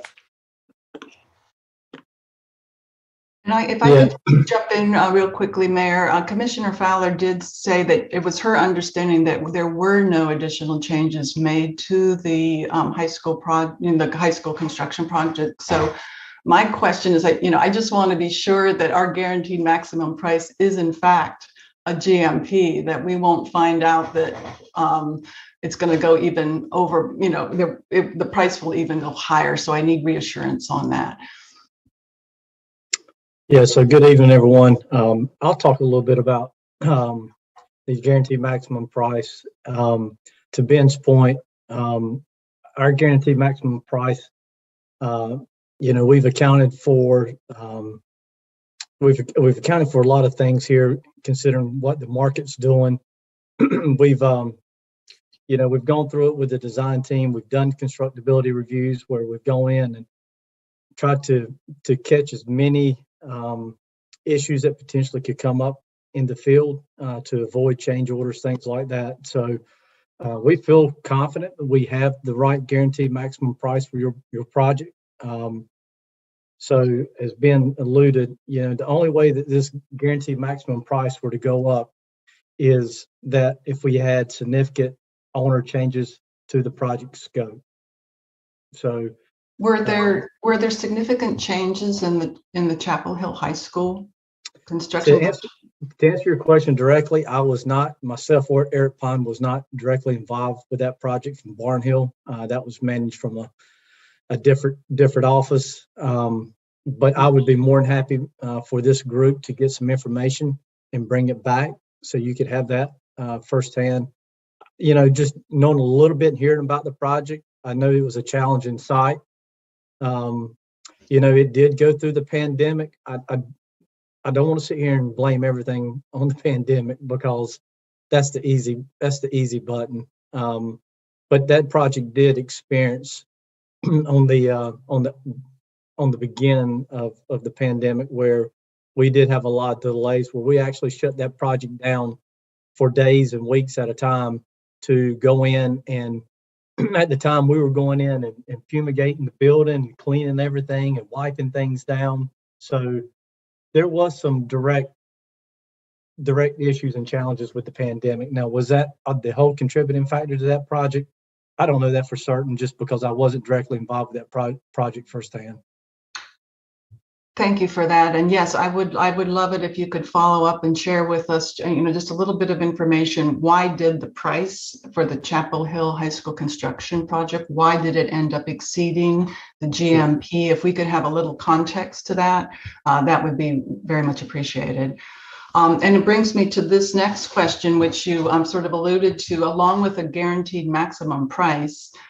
Is there a guaranteed maximum time for the completion of this project? Well, right now I think we have scheduled 19 months for the construction of this project. You know, if we do our job and do it well, we've talked about, you know, early procurement on the front end. You know, that's buying materials, putting materials on site, storage, things like that. If we're diligent about that on the front end, and ensuring that we've given enough of lead time to put the materials on the project, you know, we can meet the 19-month duration. You know, in today's market, in today's conditions, with all the uncertainties with the supply chain and the labor issues that we're having, you know, it just makes it more difficult for us to do our job. But that's why you hire us as your CM, as your fiduciary, to make sure that we're always being transparent. We will bring you bad news, you know, when we need to communicate it, to let folks know kind of where things are. That's our job. We work for you as your CM. It's all open book. So, you know, but to answer your question, we can build the job and the schedule that we've allotted for, but we have to do our job and be very proactive with making sure that we're keeping materials on our procurement logs, tracking things, and always constant communication with Ben and the design team. It takes a team approach. You just can't call people and ask them to show up and build a project nowadays. It's just, there's so many unknown variables right now that we have to manage. So, but we feel confident we can hit the schedule. We've spent a lot of time with this project, looking at it from logistics, safety. You know, one of the things that we do to bring certainty to meeting project schedules is we put together a very intentional schedule. You know, throughout the design phase, getting input from some of the major subcontractor partners that we like. The concrete is obviously a critical path activity that we have. So, you know, we're buying that schedule up front in the job. They understand they have a duration to meet. They understand that they have to provide the workforce in order to achieve those critical milestones. And as part of our due diligence on the front end, you know, when we're going through and we're sitting down with the responsive low bidder, you know, not only are we talking about making sure they've got the right scope, but also making sure they understand the safety, the logistics of how we're going to manage traffic control on that site, and also making sure that they have bought into the schedule as for schedule adherence. So, you know, if they can't meet that criteria, then, you know, technically then we have an obligation to move to the next responsible low bidder. And we did that due diligence when we sit down for those few weeks and meet with each contractor and making sure that we have full buy-in to the plan that we've set together with the design team and the folks of town of Carrboro. Mhm. I appreciate that, Mr. Webb, and I did want to follow up with one question about the bidding. So we are all, of course, stewards of the taxpayers' dollars, and it's a huge responsibility for all of us. So I just want to be sure that we have gotten the very best price we possibly can. In that spirit, it seems like when these packages were bid, almost all of the packages came in reasonably close to expectations, but there were a handful of the packages that were extraordinarily high price increase. So concrete, plumbing, electrical, landscape irrigation. So my question is, I think site water and sewer. My question is, I know that the bids only last for 90 days. Is there still time to rebid these 5 packages that had the unusually high price increase and get those bids, but not lose the bids that we currently have that are under the 90-day limit? In other words, can we still gather some more information here without losing the bids that we've currently got? And if so, why would we not want to do that? Sure. So I'll address a couple packages to me that seem they're outliers to what we see in the market. You mentioned concrete. Given this type structure, post-tension, structure that we've got, that is, not every concrete subcontractor can perform this type of work. It's a handful of specialist trade contractors can do post-tension concrete. I would tell you, given the market conditions with concrete, we have seen first of the year, we saw an $8 a cubic yard increase, with concrete in general. So I don't think you're going to get any relief on the concrete package. That's just my gut. Yeah. Now, Mr. Webb, excuse me. Would there, even knowing that we may not have any, even knowing that the price may only go up, my question for you is, does it still make sense to go ahead and rebid these packages? In other words, what have we got to lose? And I know that steel went up a lot, drywall went up a lot, plumbing went up a lot. If we can still hold on to these other bid packages in the 90-day limit, what have we got to lose from rebidding? Well, here's the thing. In order to rebid and stay within North Carolina general statutes, you have to make a significant design change in order to rebid this package. So in order to be fully compliant with the North Carolina general statutes and bidding laws, we have to make a design change in order to rebid it. So that's step one. Step two is, my concern is, this is all public knowledge. We put certified bid tabs out. So whether folks bid this job or not, this is public record, public knowledge. They know the cost of what this project's bid. So my concern is that you run the risk of losing some of your responsible low bidders in the event that you were to rebid it. They liable to just say, I'm not going to rebid it because my number's on the street. And now we run the chance of people, I hate to say it, but using that against them, because the number's already published. But do I think to answer you, go back to the original question, do I think there's opportunities? Yes, I do. I think turnkey steel is something that, to me, is it's an outlier. Now, just looking at your MEP trades, plumbing, fire protection, your mechanical systems at $17.99 a square foot. That's pretty competitive in a given market. Normally, we see mechanical packages anywhere between $25 and $30 a square foot all day long. Plumbing, $7.72 a square foot. That's pretty competitive in this market. Electrical, while it's at $36 a square foot, I still believe given in this market, that's pretty competitive. One of the things I'll go back to on electrical, if you all decide to carry and push the job forward, we have to be due diligent on procurement. And I just sit this past week and talked to a couple owners in Mecklenburg County. And right now, switch gear, which is the system that powers the building, from outside transformers and overhead power lines.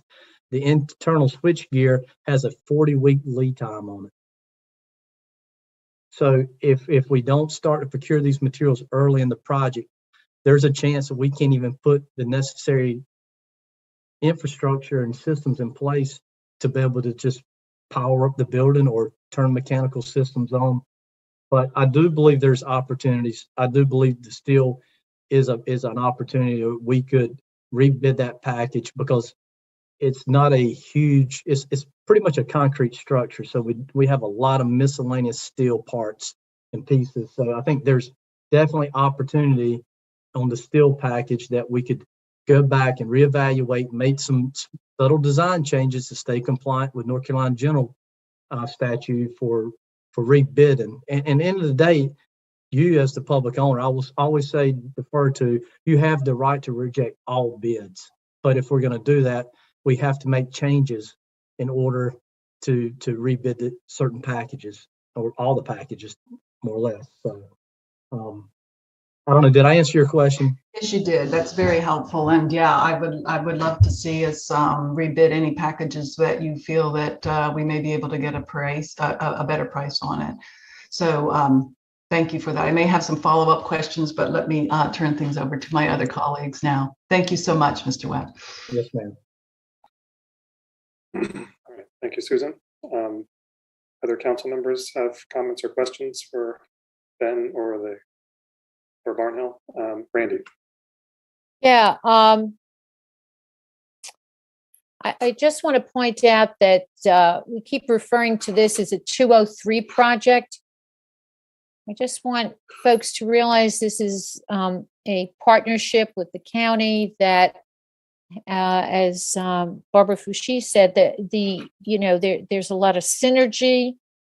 Susan enumerated what the synergies were, but this is a Southwest Orange County branch library. It is not a Carrboro library. It's cited in Carrboro, but it is going to belong to Orange County. And I just want to reiterate that because people forget that means that there is a huge amenity that will come to Southern Orange County. I just want to add that, in terms of delays, and while I think Susan's idea is intriguing about rebidding, I certainly don't want anything to cause delays. And this is because tomorrow always costs more.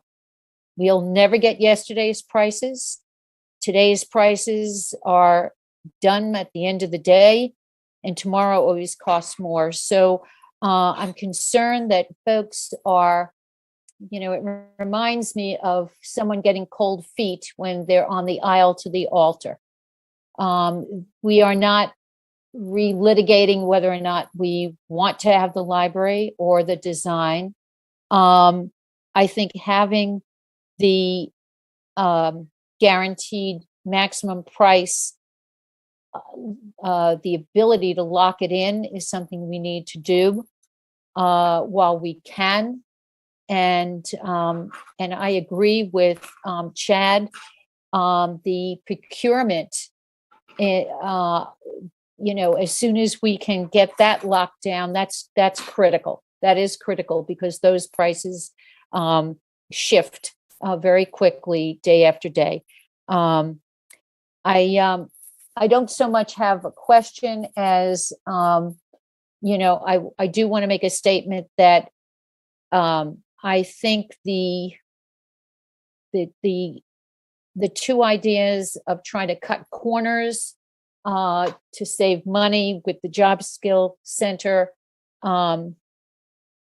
it's just ill-conceived because it's not going to save the county any money in the long run, not really.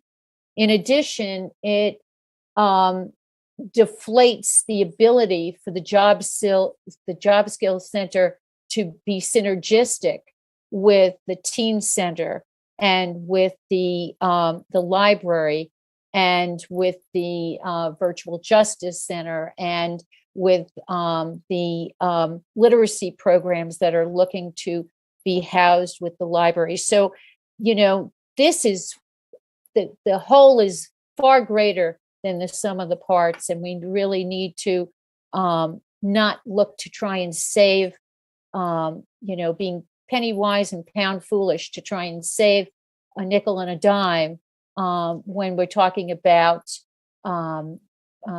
providing something that is not only an education center, but an opportunity to have people come and multitask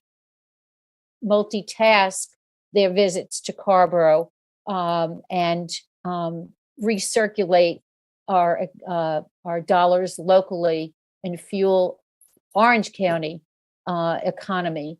And so I'm thoroughly behind this project and moving it forward with all speed. Okay, thank you, Randy. Sammy. Yes, thank you all for the presentation. For as far as we've gone, the work, this is a lot of work. It's a lot of detail on these kinds of projects, and staff's been pushing it along and gone a long ways. So while I can appreciate all of that, I'll just reiterate, $20 million for the town is equivalent, according to the estimates, on meeting our climate action goals. If we were to spend 20% of the cost to implement to reach 80% below 2010 levels by 2030, it represents half of that cost. It also will take us to our debt limit. We're currently 1/3 of the way to our debt limit. It'll take us to 2/3, with the remaining 1/3 available for the climate emergency. And over the next 30 years, the other way to look at it is it'll represent 1/4 of the cost for achieving our climate action goal, because it will be $8 million in debt and plus the $6 million from our reserves, cash reserves, for a total of $14 million. That's about 1/4 of what it costs to achieve our climate action goal. Given we're in a climate emergency, this project for me is crazy, just because a climate emergency represents a threat to a species. The UN chief recently said delay is death. So it's within that context that I cannot vote, because the opportunity cost is life, and that's what I'm weighing. Having said all that, I know where everyone on the council stands, so I know I'm an outlier. I'm not convincing anyone tonight. So given where the county is, and given the possibility of expending even more money, I am concerned about their reconsideration, because I think it'll just represent, they're just looking at the savings for them, and they're not even accounting for the escalation cost, given where the interest rates are going, and where costs of materials are going, and now we have a war, and who knows where that's going. So I think many of you have already said that they're not really going to make any savings there. It's a loss all around. But for Carrboro, they're burdening us with a couple extra $1 million with that delay.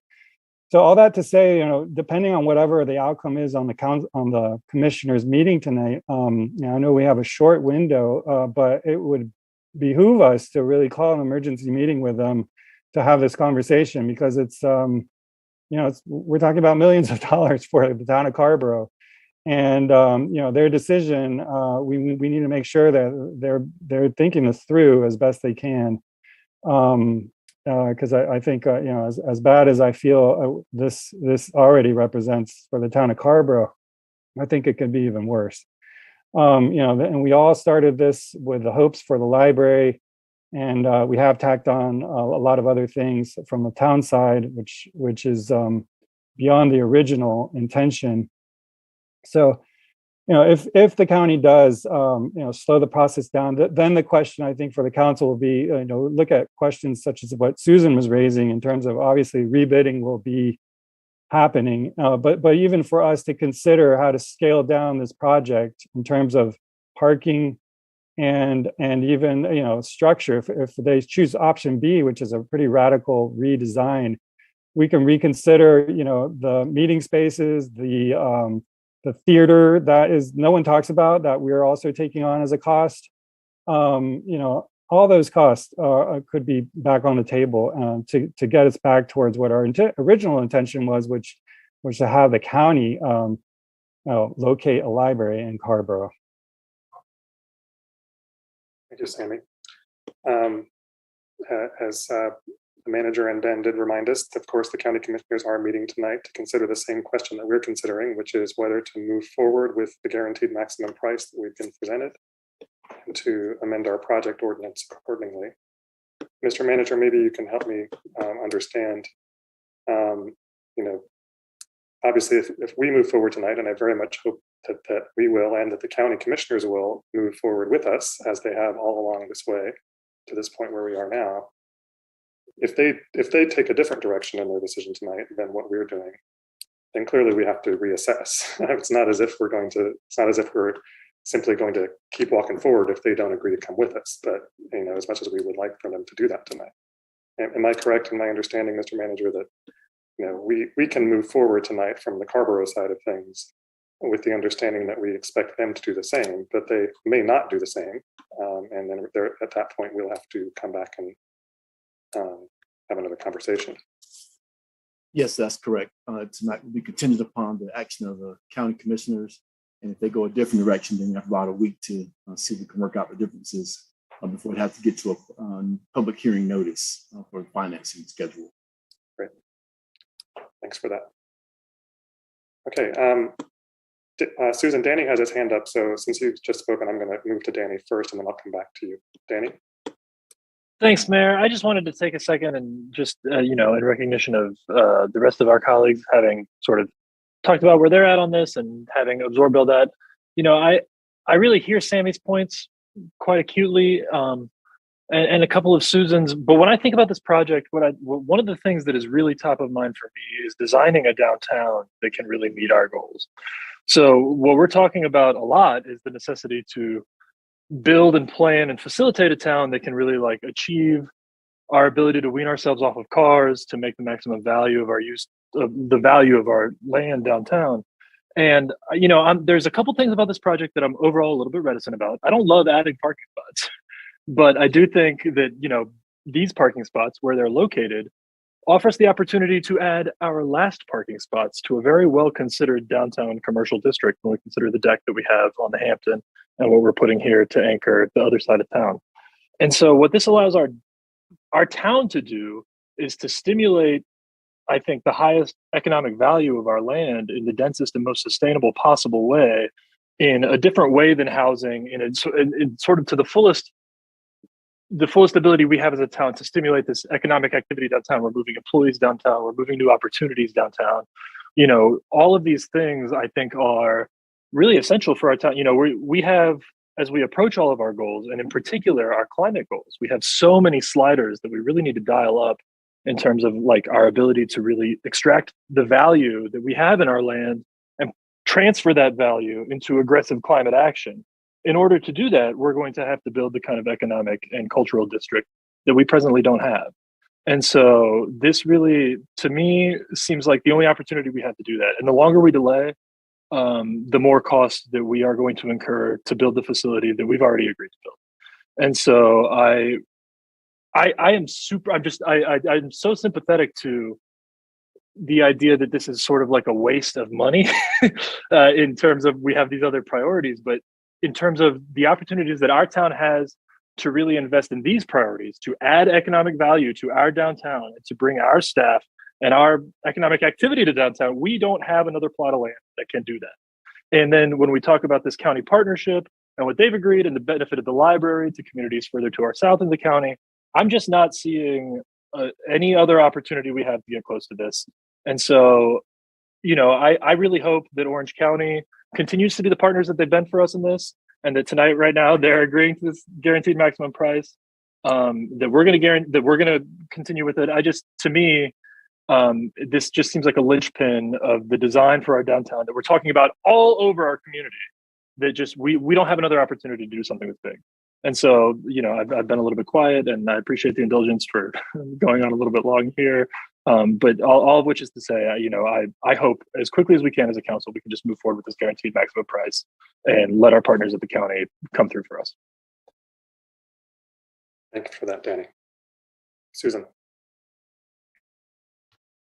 Yeah, thank you, Danny, and also thank you, Sammy. And I think we all are in agreement that this project has cost a lot more than we had expected. And so I've been trying to think about, are there things that we can do in terms of raising revenue? And I just wanted to throw out three things really quickly. First is, we now know that one parking space at the 203 costs $48,000. And I think this is going to really ask council to consider this question of paid parking, maybe the first couple of hours for free. But given the cost of the pricing, I think one parking space, I think that we need to have that serious conversation, because it may be time to be moving in that direction. And I was happy to hear that the deck will be pay for parking ready should we decide to do that. I also I think I was happy to hear through the manager that we have been exploring sponsorship opportunities. So maybe we can find that sponsor who would want, I'm not saying that we are agreeing to this yet, but maybe there are the people out there who would want to have, they would sponsor having the building named after them, or sponsor having a room within the building named after them, and that would be a way of raising some revenue as well. And finally, Sammy, to your point in terms of the black box, I think it's 4,200 square feet of black box space. And now that the Arts Center will be right next to the 203 project at 400 Robeson, and they will have theater space. It is going to, we will find out, will there be as much demand on this black box as we had anticipated? And because it's rather flexible space, maybe that would open up the opportunity that we actually reconfigure, not all of it, but some of it into an incubator, into shared workspace, into some kind of other entrepreneurial space where we get rent and also we get much needed commercial tax revenue. So I'm just throwing some ideas out there that helping us maybe one day deal with the high cost. Thank you. Thank you, Susan. And so before I move on to Barbara, who has her hand up, and I do appreciate all of the ideas here. Just sort of bring us back to, I think Randy made a good comment earlier about how there are certain things that we're not relitigating here, and there are certain things that we are dealing with here. And I want to make sure that we're focused on the question that is before the council tonight, which is whether to approve the GMP, the guaranteed maximum price, and to amend our project ordinance or not. I do want to note also that some late breaking news is in, which is that our county commissioners have approved the GMP as is. So our partners are still with us. So I just wanted to share that with everyone and would encourage us to start working our way toward a motion and a vote on this matter. Barbara, you're next. Thank you, Mayor. Okay, I'm about to do the happy dance over here. Y'all want to see me? Hey! Oh! Okay, I'm gonna quit. When Council Member, Mayor Pro Tem Romaine, she made me start thinking about parking, and this is really for the town manager, Mr. White. I wanted to ask about, because I don't think we've really had that real conversation about paid parking with all the technology and everything that's attached to it. So is that coming up on an agenda? Is it this month? Mr. White, or do you have that scheduled yet? Yes, we're planning for it to come. We're still working some comments with the consultant, but it will definitely be to council in April for sure, because only one more meeting left in March, but we'll get it scheduled for April. Oh, so it'll be in April. Okay, yes. Cool. Yeah, that's all I needed. Thank you, Mayor. And thank you, Mr. White. Thank you for that, Barbara. Next, we're going to be hearing from Randy and then Danny. And again, I'll just encourage council to keep us going toward a resolution here.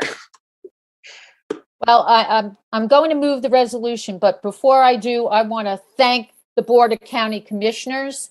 I want to thank them for their belief in the people of Orange County, and providing an amenity that will last as long as the county and Carrboro last.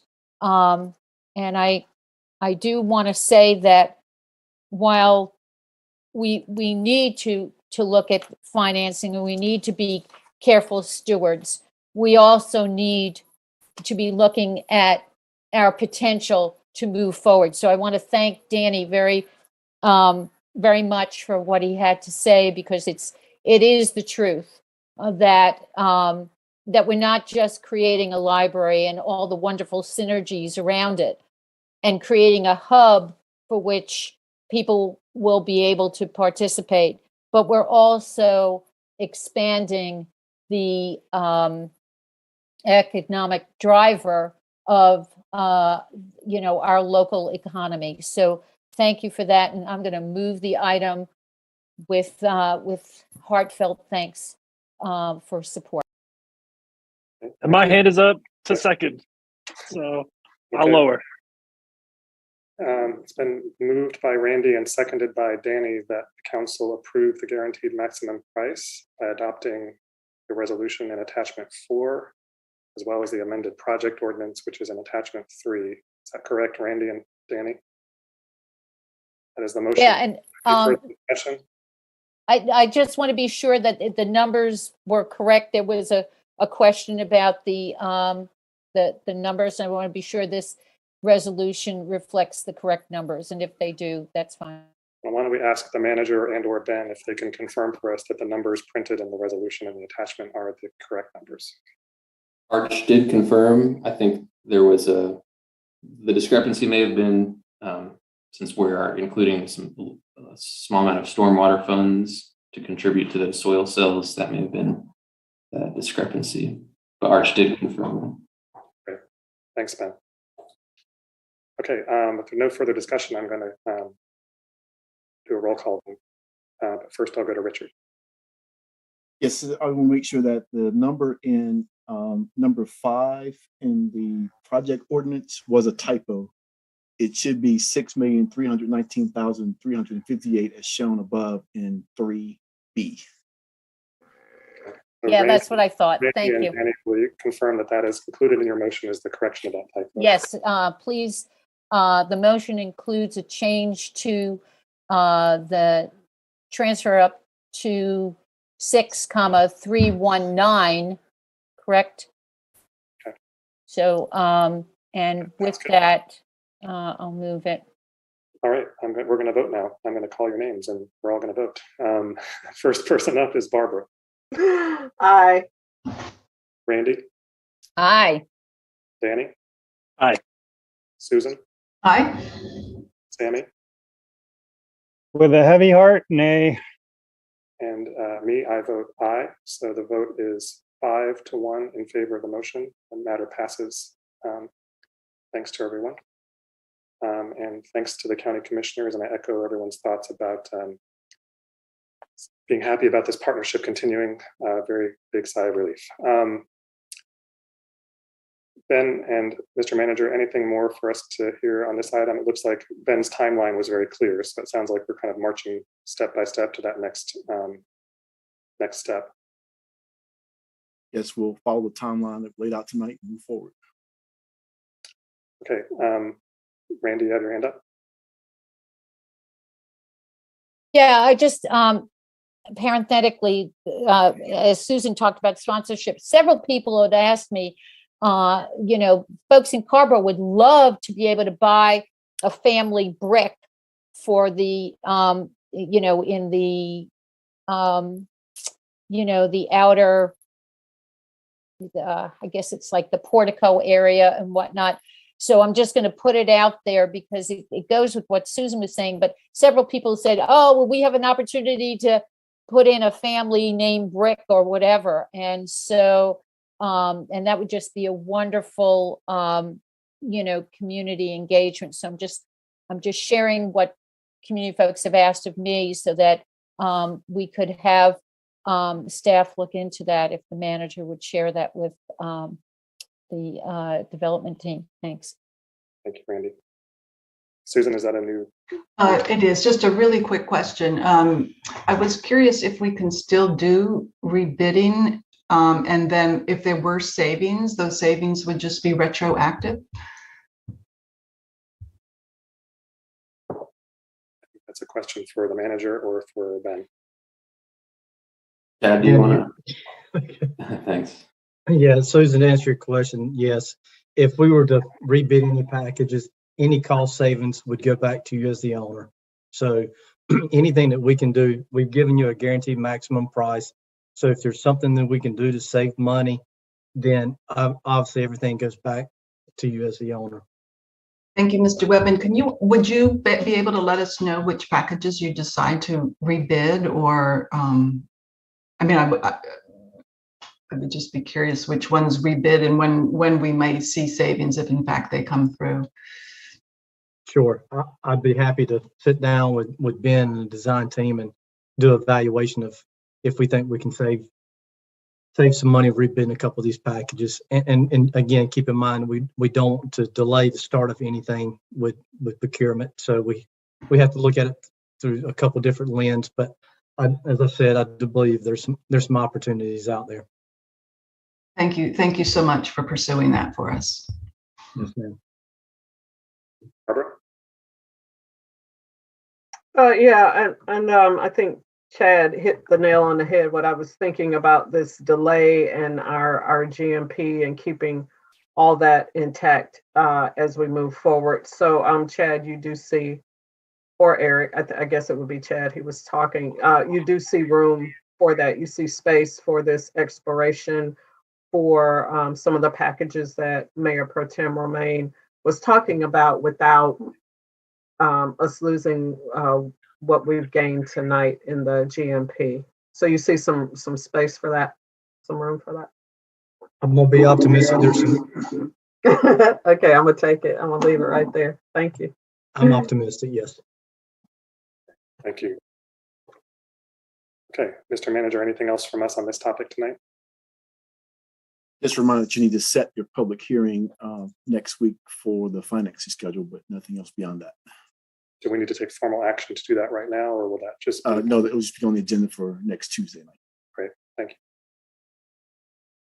Okay, we'll move on to the last item on the agenda, which is matters by council members. Anyone have anything they need to raise? Sammy? Yes, just a reminder that, BA2, there's lockdowns of millions of population cities in China and Hong Kong. It's skyrocketing, it's rising in Europe, and it's soon going to happen here. So just a reminder for our mayor to think of reinstituting the mask mandate. I was in the Family Success Alliance meeting where Quintana updated the group, and unfortunately she is going by the CDC metrics, which are very heavily dependent on hospitals. So I know it's elected leaders who are the ones who instate the mask mandate are very much continue to encourage something that doesn't have that 2-week delay. And I think even wastewater is a little slow. I mean, we see it coming. It's just like it's happened on every other peak. We see it happening in Europe, and then a month later, it's hitting here. The estimate is mid to late April, we'll start seeing it rise. So I very much encourage us.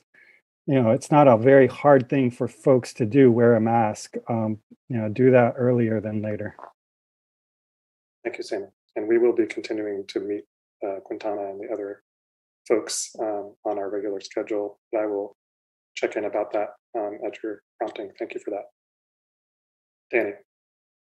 Yes, thank you, Mayor. I just wanted to take a moment to recognize the victory of the Piedmont Health Services Providers Union, of which the Carrboro Community Health Clinic is one of the branches. The practitioners, the doctors and nurse practitioners have unionized. Which now brings union care to some 50,000 patients who are primarily Medicaid based. And so I just really want to thank those residents for their efforts organizing. And to note for the public, for anybody who's still with us, this organizing effort has spurred a number of conversations in town and connecting with some other organizing efforts throughout town. Many residents are going to be gathering to form a Carrboro Workers Coalition to imagine what the community can do to support organizing efforts like what PHS has just accomplished and what some other workers in town I know would love to accomplish. So we are still setting the date for an interdisciplinary, intercommunity meeting of that Carrboro Workers Coalition. It is very much looking like the weekend of the 26th or 27th, that's Saturday, Sunday. But anybody who is interested in attending, that date is going to be nailed down within the next 48 hours. Please do email me at the address available on the website, Town of Carrboro website, dnow@townofcarrboro. So thanks so much. Thanks, Danny. Thanks for that update. It's exciting to see the success announced by the Piedmont Health folks. All right, I would entertain a motion to adjourn. Motion to adjourn, please, Mayor. Seconded. By Barbara, seconded by Danny, that we adjourn. Just raise your hand and show me that you agree to adjourn. All right, the matter passes unanimously. Everyone have a good night. You're doing the most down there. Good night, y'all.